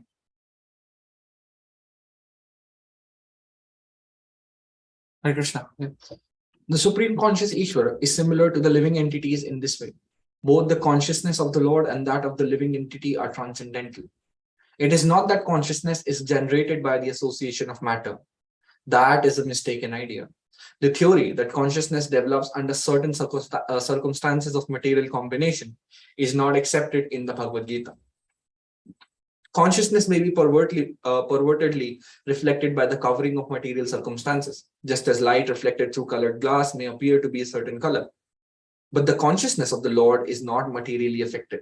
Lord Krishna says, Maya Dakshena Prakriti. When he descends into the material universe, his consciousness is not materially affected. If he were so affected, he would be unfit to speak on transcendental matters as he does in the Bhagavad Gita. One cannot say anything about the transcendental world without being free. Transcendental world without being free from materially contaminated consciousness. So the Lord is not materially contaminated. Our consciousness at the present moment, however, is materially contaminated. The Bhagavad Gita teaches that we have to purify this materially contaminated consciousness. In pure consciousness, our actions will be dovetailed to the will of Ishvara, and that will make us happy. It is not that we have to cease all activities. Rather, our activities are to be purified, and purified activities are called bhakti. Activities in bhakti appear to be like ordinary activities, but they are not contaminated. An ignorant person may see that a devotee is acting or working like an ordinary man. But such a person without a poor fund of knowledge does not know that the activities of the devotee or of the Lord are not contaminated by impure consciousness or matter. They are transcendental to the three modes of nature. We should know, however, that at this point, our consciousness is contaminated. Okay, 1 second. So here we understood this point. Just wanted to repeat this point only. So Lord is not materially contaminated. Our consciousness is at the present moment, however, is materially contaminated. The Bhagavad Gita teaches that we have to purify this materially contaminated consciousness. In pure consciousness, our actions will be dovetailed to the will of Ishvara. This is the point to be understood. In pure consciousness, all our activities are only that what is needed to become Krishna, what loves Krishna, what Krishna likes. That's it, full stop. And that will make us happy in turn. Okay, it's our own benefit. It is not that we cease all activities. So rather, our activities are to be purified, and that is called bhakti. So in bhakti, we eat everything, we do everything that is needed to be done, but we give it to Krishna, offer to Krishna. But because we offer to Krishna, we cannot offer him with onion garlic. We cannot offer him tea, coffee. We cannot offer him Coca-Cola or whatever it is. If you don't offer to Krishna, then you can eat anything. More onion garlic. You can eat whatever you want to do. This is the point. For bhakti, this is needed. We are purifying ourselves. In our actions, we are dovetailing it to Ishvara. Okay, this answers, I think, many questions for everyone. Is that okay?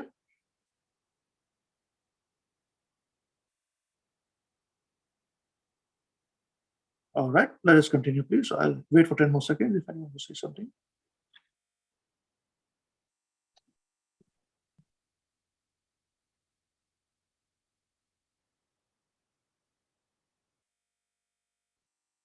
Yes, sir, please continue. Thank you. When we are materially contaminated, we are called conditioned.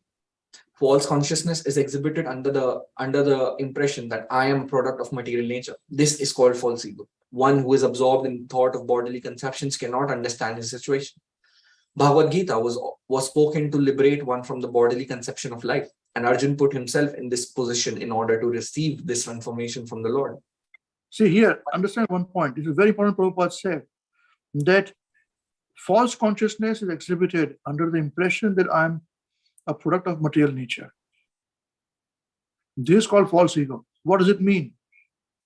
It means that when you think you are this body, you think that you are a product of material nature. Now, this is false consciousness. This is called false ego.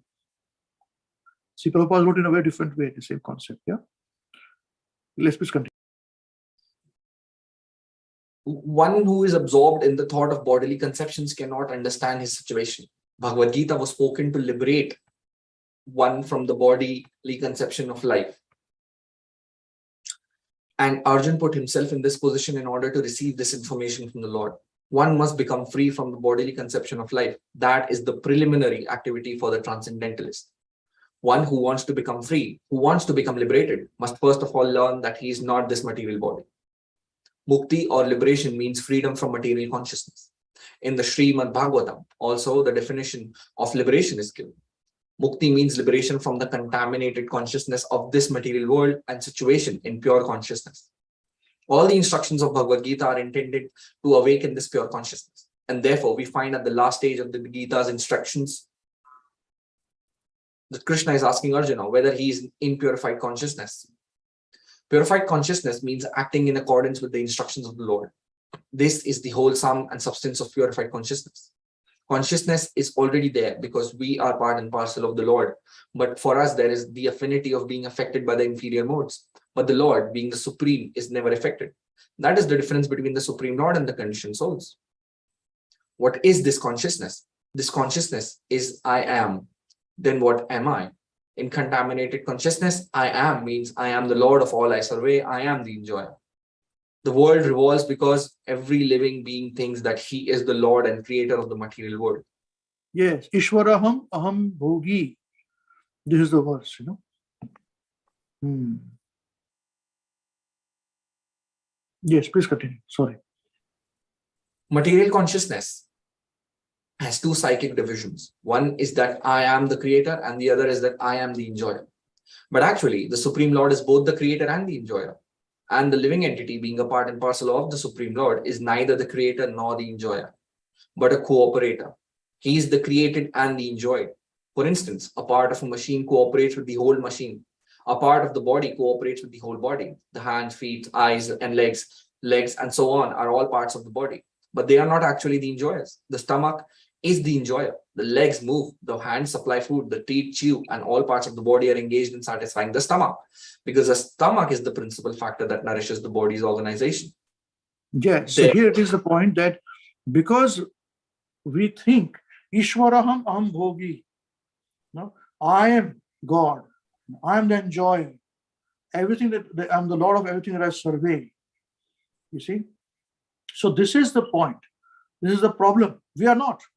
If you are superior, if you are a manager, and if a subordinate thinks that he's a manager, then it's an incompatible situation for him. He has to leave the job, or he'll be while in the job, he has to be constantly distressed because he wants to prove that he's the boss. You see, this is the problem. This is the material problem. Contamination. And that's why we are not happy in this material world. The moment we accept we are not superior, we are inferior to Krishna, then we are very happy. Similarly, we are inferior to our seniors too. We are very happy. When we think that I know better, you are in difficulty. Then you've got difficulty, your mental stress increases, everything comes to you. For this reason only, no other reason. Okay? Yes, please continue. Thank you.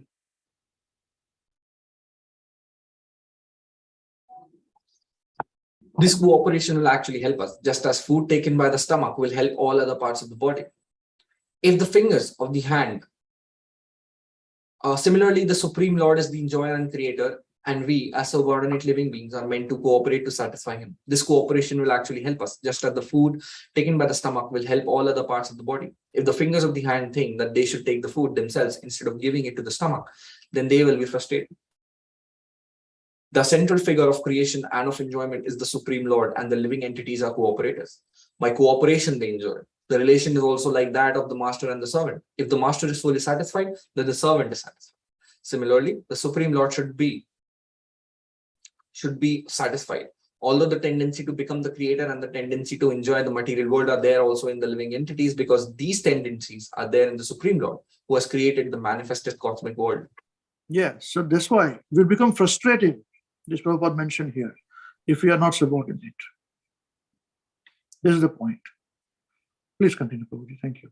We shall find, therefore, in this Bhagavad Gita that the complete whole is comprised of the Supreme Controller, the controlled living entities, the cosmic manifestation, eternal time, and karma or activities, and all of these are explained in this text. All of these taken completely form the complete whole, and the complete whole is called the Supreme Absolute Truth. The complete whole and the complete absolute truth are the Supreme Personality of Godhead, Sri Krishna.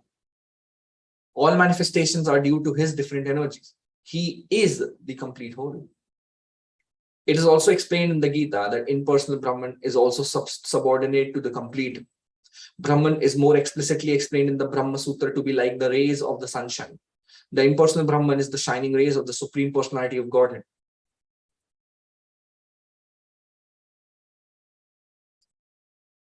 Impersonal Brahman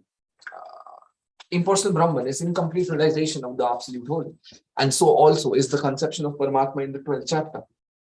There it shall be seen that the Supreme Personality of Godhead, Purushottama, is above both impersonal Brahman and the partial realization of Paramatma. The Supreme Personality of Godhead is called Satchidananda Vigraha. The Brahma Samhita begins in this way: Ishvaraha Parama Krishna Satchidananda Vigraha Anadiradir Govinda Sarva Karana Karan.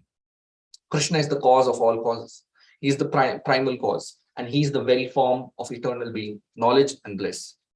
Impersonal Brahman realization is the realization of his Stat, being feature. Paramatma realization is the realization of the Chit, eternal knowledge feature.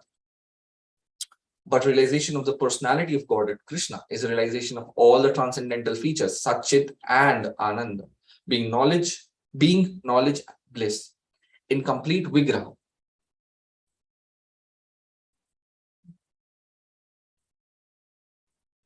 In complete Vigraha form. People with less intelligence consider the supreme truth to be impersonal, but he is a transcendental person. And this is confirmed in all Vedic literatures. Nityo Nityanam Chetananam. As we are all individual living beings and have our individuality, the supreme absolute truth is also in the ultimate issue a person, and realization of the personality of God is realization of all of the transcendental features. The complete whole is not formless. If he is formless, or if he is less than any other thing, then he cannot be the complete whole. The complete whole must have everything within our experience and beyond our experience. Otherwise, it cannot be complete. The complete whole personality of Godhead has immense potencies. How Krishna is acting in different potencies is also explained in Bhagavad Gita. This phenomenal world or material world in which we are placed is so also complete in itself, because the 24 elements of which this material universe is a temporary manifestation, according to Sankhya philosophy, are completely adjusted to produce complete resources which are necessary for the maintenance and subsistence of this universe. There is nothing extraneous, nor is there anything needed. This manifestation has its own time fixed by the energy of the supreme whole. And when its time is complete, these temporary manifestations will be annihilated by the complete arrangement of the complete. There is complete facility for the small complete units, namely the living entities, to realize the complete, and all sorts of incompleteness are experienced due to incomplete knowledge of the complete. So Bhagavad Gita contains the complete knowledge of Vedic wisdom. All Vedic knowledge is infallible, and Hindus accept Vedic knowledge to be complete and infallible. For example, cow dung is the stool of an animal, and according to Smriti or Vedic injunction, if one touches the stool of an animal, he has to take a bath. He has to take a bath to purify himself. But in the Vedic scriptures, cow dung is considered to be a purifying agent. One might consider this to be contradictory, but it is accepted because it is Vedic in the injunction. And indeed, by accepting this, one will not commit a mistake. Subsequently, it has been proved by modern science that cow dung contains all antiseptic properties. So, Vedic knowledge is complete because it is above all doubts and mistakes, and Bhagavad Gita is the essence of all Vedic knowledge. Vedic knowledge is not a question of research. Our research work is imperfect because we are researching things with imperfect senses.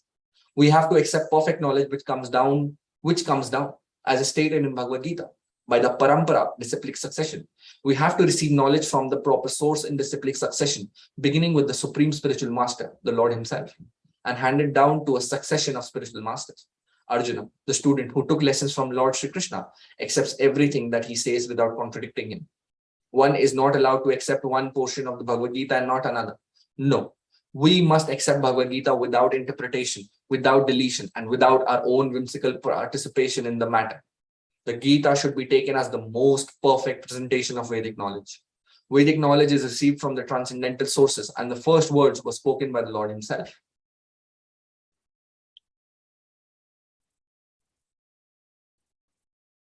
The words spoken by the Lords are different from words spoken by a person of the mundane world who is infected with 4 defects.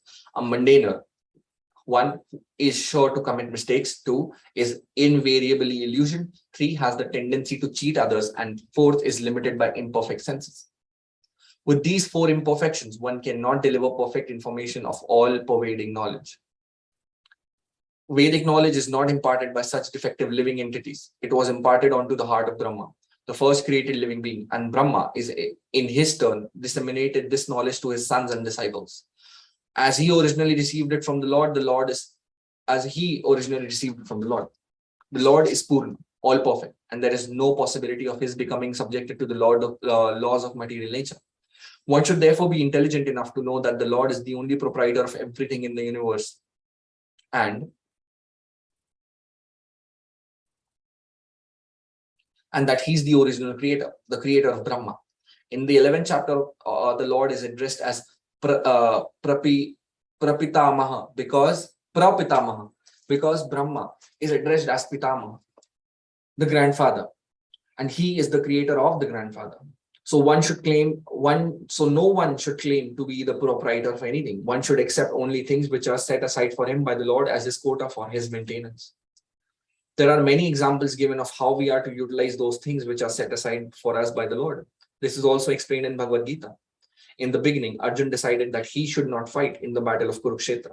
This was his own decision. Arjuna told the Lord that it was not possible for him to enjoy the kingdom after killing his own kinsmen. This decision was based on the body. Because he was thinking that the body was himself, and that his bodily relations are expansions. Expansions were his brothers, nephews, brothers-in-law, grandfathers, and so on. He was thinking in this way to satisfy his bodily demands. Bhagavad Gita was spoken by the Lord just to change this view. And at the end, Arjuna decides to fight under the directions of the Lord when he says, Krishye vachanam tava, I shall act according to thy word. In this world, man is not meant to toil like hogs. He must be intelligent to realize the importance of human life and refuse to act like an ordinary animal. A human being should realize the aim of his life, and this direction is given in all Vedic literatures, and the essence is given in Bhagavad Gita. Vedic literature is meant for human beings, not for animals. Animals can kill other living animals, and there is no question of sin on their part. But if a man kills an animal for the satisfaction of his uncontrolled taste, he must be responsible for breaking the laws of nature. In the Bhagavad Gita, it is clearly explained that there are three kinds of activities according to the different modes of nature: the activities of goodness, of passion, and of ignorance. Similarly, there are three kinds of eatables also: eatables in goodness, passion, and ignorance. All of this is clearly described, and if we properly utilize the instructions of Bhagavad Gita, then our whole life will become purified, and ultimately we will be able to reach the destination which is beyond this material sky. That destination is called the Sanatan sky, the eternal spiritual sky. In this material world, we find that everything is temporary. It comes into being, stays for some time, produces some byproducts, dwindles, and then vanishes. That is the law of the material world, whether we use as an example this body or a piece of fruit or anything. But beyond this temporary world, there is another world for which we have information.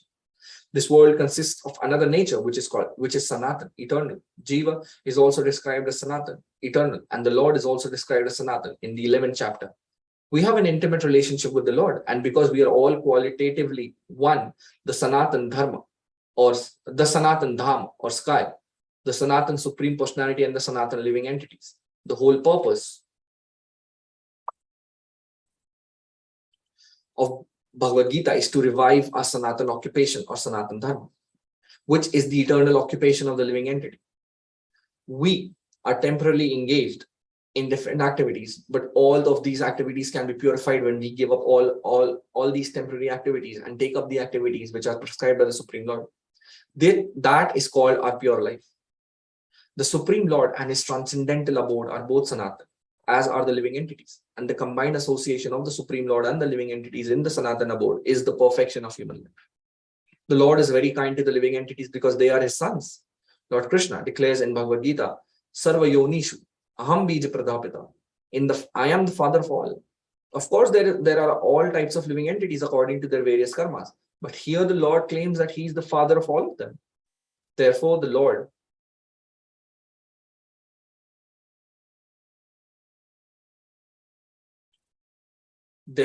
descends to reclaim all of these fallen conditioned souls to call them back to the Sanatan eternal sky, so that the Sanatan living entities may regain their eternal Sanatan positions and eternal association with the Lord.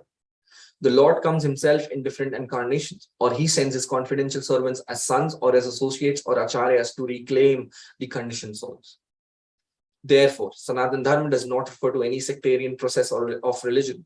It is the eternal function of the eternal living entities in relationship with the eternal Supreme Lord. Sanatan Dharma refers, as stated previously, to the eternal occupation of the living entity. Ramanujacharya has explained the word Sanatan as that which has neither beginning nor end. So when we speak of Sanatan Dharma, we must take it for granted on the authority of Sri Ramanujacharya that it has neither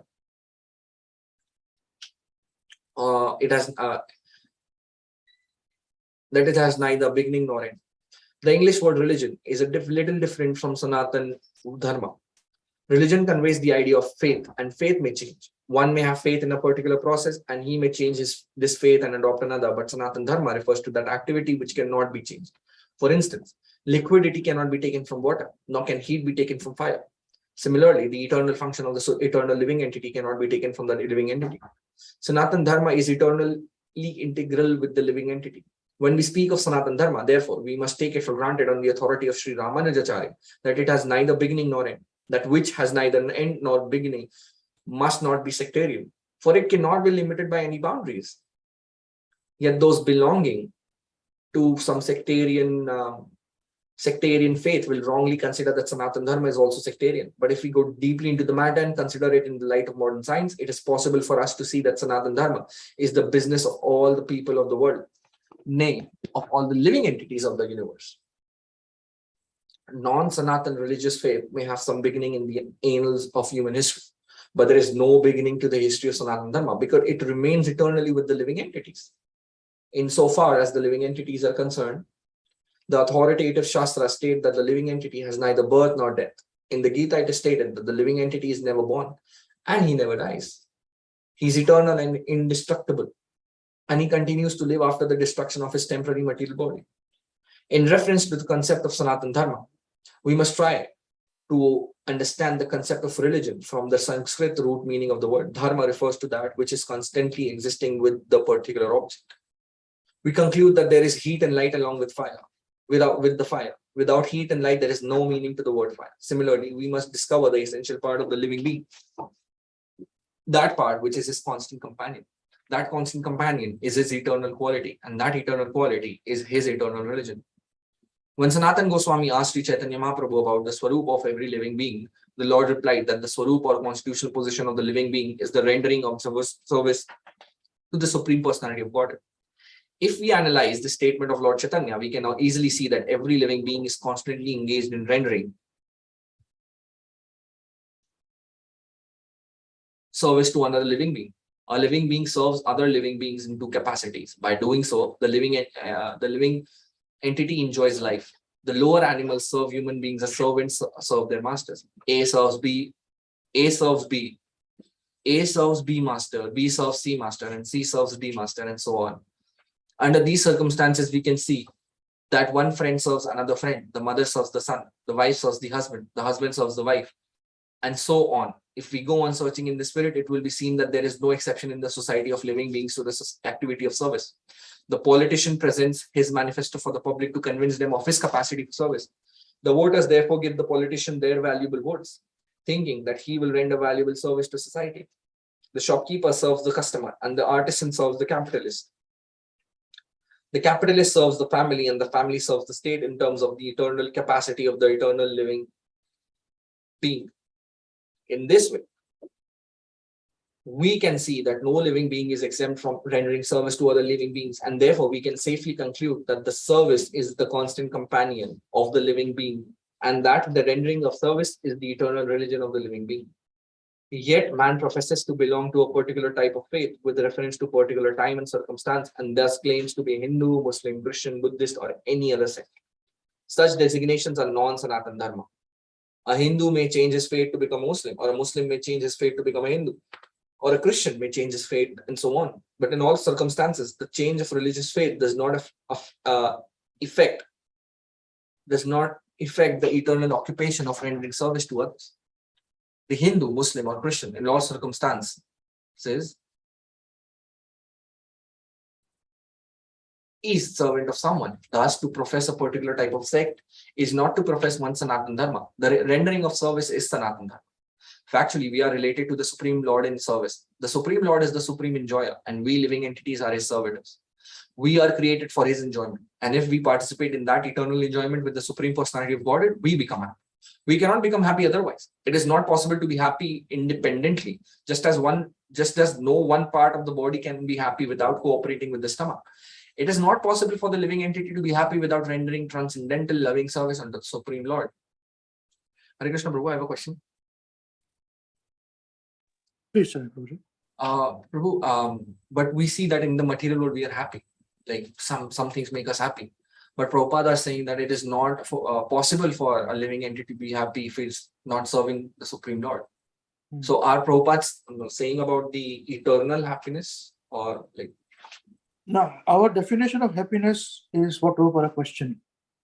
See, the thing is, our happiness in the material world, as Prabhupada explains in the Bhāgavatam, is the absence of unhappiness, is happiness for us.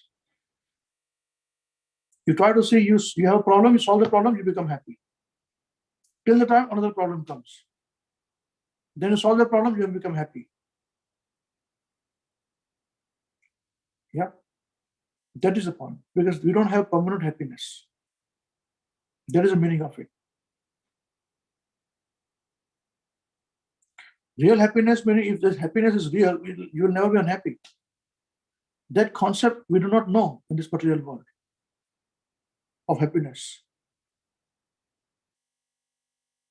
Krishna, along with his friends, were constantly happy. They were never unhappy. His cowherd boyfriends were always happy with him. Playing, running, doing things, that, this, that, nothing else. Nothing else to do. No problem. But material world, problems are there. So that's why when Krishna came into the material world, there's so many problems for him. And that made his parents in anxiety and cowherd boys in anxiety. But anxiety was for Krishna. And those problems were for another reason, for their deliverance. The demons and all that would come.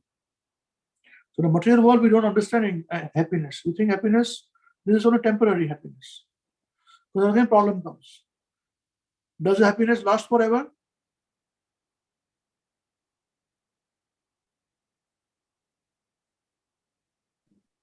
What do you think, Pauli? No problem. Yes, this is the answer. And nobody's problem lasts forever. Nobody's happiness lasts forever. So we think this is happiness. Real happiness means it should be lasting forever. So, Prabhu, basically, we have never tasted real happiness in our lives. That's right. Unless you're happy forever, ever after.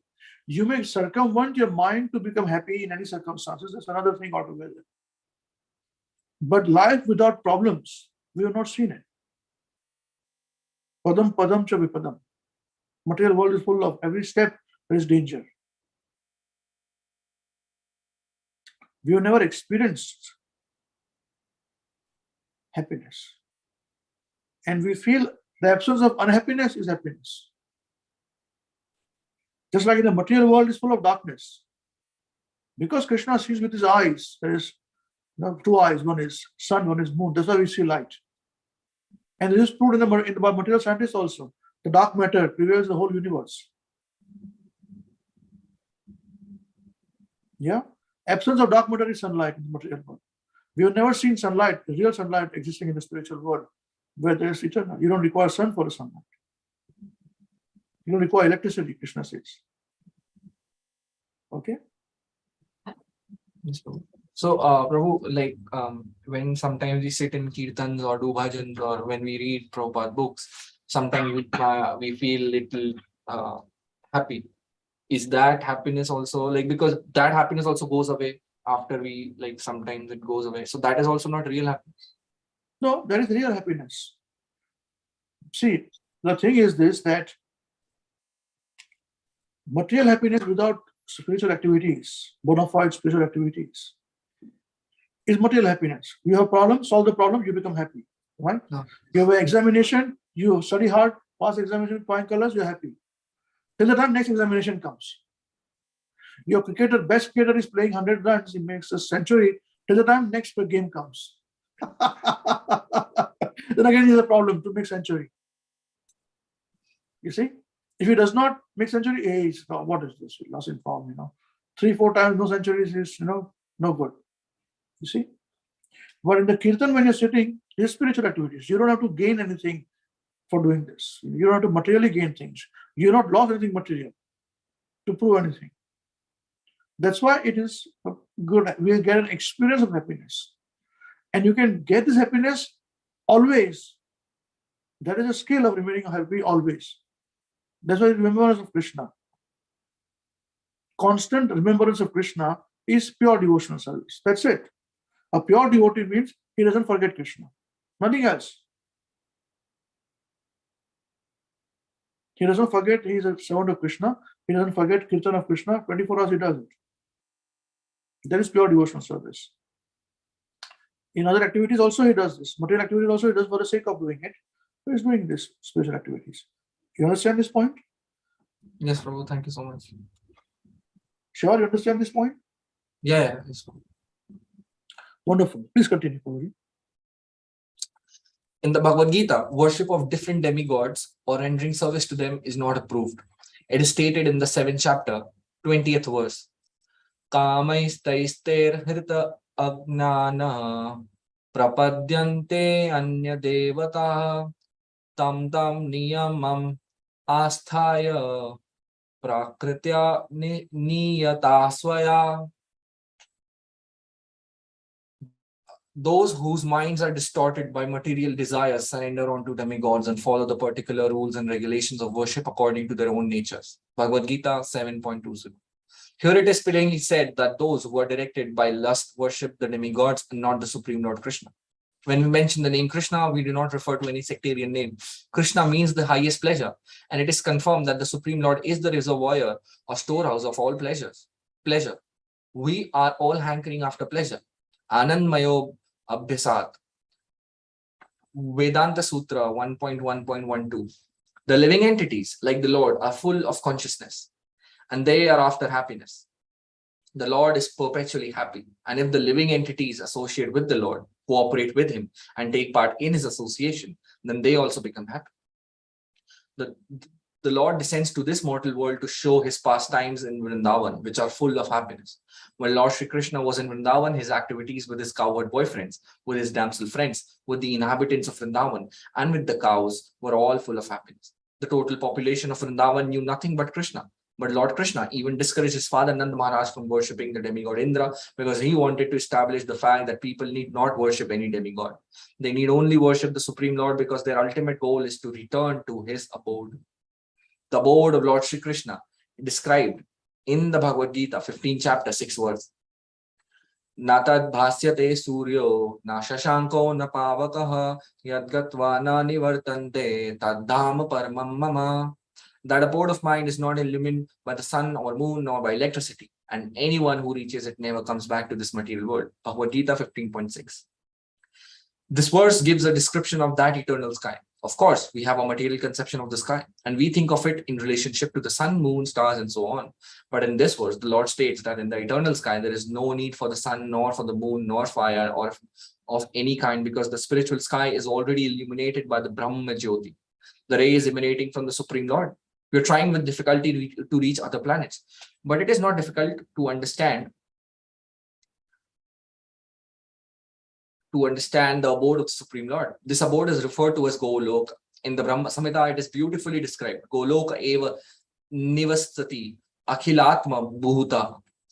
The Lord resides eternally in his abode Goloka. Yet he can be approached from this world, and to this end the Lord comes to manifest his real form, Satchidanand Vigraha. When he manifests this form, there is no need for our imagining what he looks like. To discourage such imaginative speculation, he descends and exhibits himself as he is, as Shyam Sundar. Unfortunately, the less intelligent deride him because he comes as one of us and plays with us as a human being. But because of this, we should not consider that the Lord is one of us. It is by his potency that he presents himself in his real form before us and displays his pastimes, which are prototypes of those pastimes found in his abode. In the effulgent rays of the spiritual sky, there are innumerable planets floating. The Brahma Jyoti emanates from the Supreme Abode, Krishna Lok, and the Anandamaya, Chinmaya planets, which are not material, float in those rays. The Lord says, Natad bhasite suryo, na shashanko na pavaka, yadgatva na nivartante, tadhama paramam mama. One who can approach that spiritual sky is not required to descend again to the material sky. In the material sky, even if we approach the highest planet, Brahmaloka, what to speak of the moon, we will find the same conditions of life, namely birth, death, disease, and old age. No planet in this material world in this material universe is free from these four principles of material existence. Therefore, the Lord says in Bhagavad Gita, Abrahma Bhuvana Lokaha Punar Avartino Arjuna. The living entities are traveling from one planet to another, not by mechanical arrangement, but by a spiritual process. This is also mentioned. Vanti Deva Vrita Devan Trinyanti Pitravrata. No mechanical arrangement is necessary. If we want interplanetary travel, the Gita instructs Yanti Deva Vrata Devan. The moon, the sun, and the higher planets are called Swargaloka. There are three different statuses of planets: higher, middle, and lower planetary systems. The Earth belongs to the middle planetary system. Bhagavad Gita informs us how to travel to the higher planetary systems, Devaloka, with a very simple formula. Yanti Deva Vrita Devan. One need only worship the particular demigod of that particular planet, and in that way go to the moon, the sun, or any of the higher planetary systems.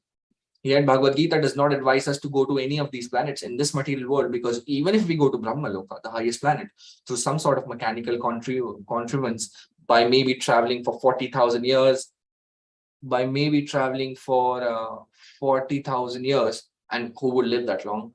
We will still find that the material inconveniences of birth, death, disease, and old age. But one who wants to approach the supreme planet, Krishna Loka, or any of the other planets within the spiritual sky, will not meet with these material inconveniences. Amongst all of the planets in the spiritual sky, there is one supreme planet called Golok Vrindavan, which is the original planet in the abode of the original personality of Godhead, Sri Krishna. All of this information is given in Bhagavad Gita, and we are given through its instruction, information, how to leave the material world and begin a truly blissful life in the spiritual sky. In the 15th chapter of the Bhagavad Gita, the real picture of the material world is given. It is said there, Urdhva Moolamada Shakam Ashwatham Prahur Avyayam Chandam Siyasya Parnani Yasatam Veda Savedavid. The Supreme Lord said, there is a banyan tree which has its roots upward, and its branches down. And the Vedic hymns are its leaves. One who knows this tree is the knower of the Vedas. Bhagavad Gita 15.1. Here the material world is described as a tree whose roots are upwards and the branches are below. We have experience of a tree whose roots are upwards. If one stands on the bank of a river or any reservoir of water, he can see that the trees reflected in the water are upside down. The branches go downward and the roots upward. Similarly, this material world is a reflection of the spiritual world. The material world is but a shadow of reality. In the shadow, there is no reality or substantiality, but from the shadow, we can understand that there is substance and reality. In the desert, there is no water, but the mirage suggests that there is such a thing as water. In the material world, there is no water, there is no happiness, but the real water of actual happiness is there in the spiritual world. The Lord suggests that we attain the spiritual world in the following manner. Nirmana moha jita sanga dosha adhyatma nitya vinivritta. Yes. Nirmana moha jata sanga dosha adhyatma nitya vinivritta kamaha dvandvair vimuktaha sukha dukkha samner Gachanti amudaha padam avyayam tat. Please repeat, no problem. So different tune, no? Okay. Nirmana moha jita sanga dosha adhyatma nitya vinivritta kamaha dvandvaira vimukta sukha dukkha samger gachanti amura padam avyam tat. That padam, Avyayam, or eternal kingdom, can be reached by one who is nirmana moha. What does this mean? We are after the designations. Someone wants to become a son, someone wants to become Lord, someone wants to become the president or a rich man or a king or something else. As long as we are attached to these designations, we are attached to the body, because designations belong to the body. But we are not these bodies. And realizing this is the first stage in spiritual realization.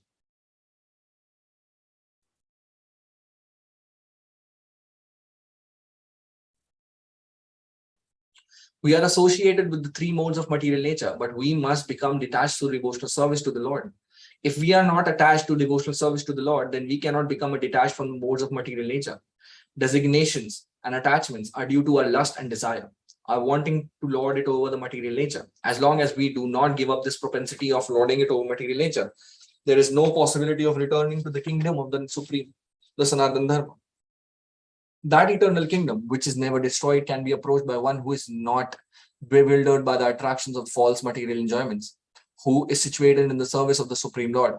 One so situated can easily approach that supreme abode. Elsewhere in the Gita, it is stated, Avyakto akshara iti uktastam ahu paramam gatim yam prapya na nivartante tadhama paramam mama. Avyakta means unmanifested. Not even all of the material world is manifested before us. Our senses are so imperfect that we cannot even see all of the stars within this material universe. In Vedic literature, we can receive much information about all the planets, and we can believe it or not believe it. All of the important planets are described in the Vedic literatures, especially Srimad Bhagavatam, and the spiritual world, which is beyond this material sky. It is described as avyakta, unmanifested. One should desire and hanker after that supreme kingdom, for when one attains that kingdom, he does not have to return to this material world. Next, one may raise the question of how one goes about approaching that abode of the Supreme Lord.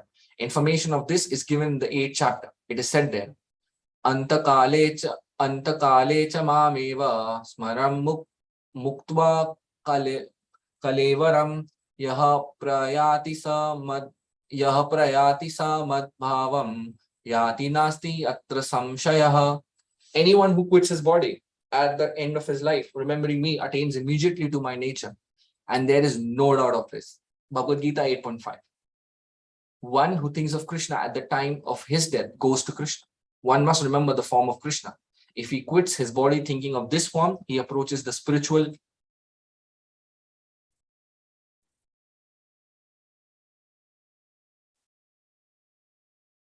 kingdom.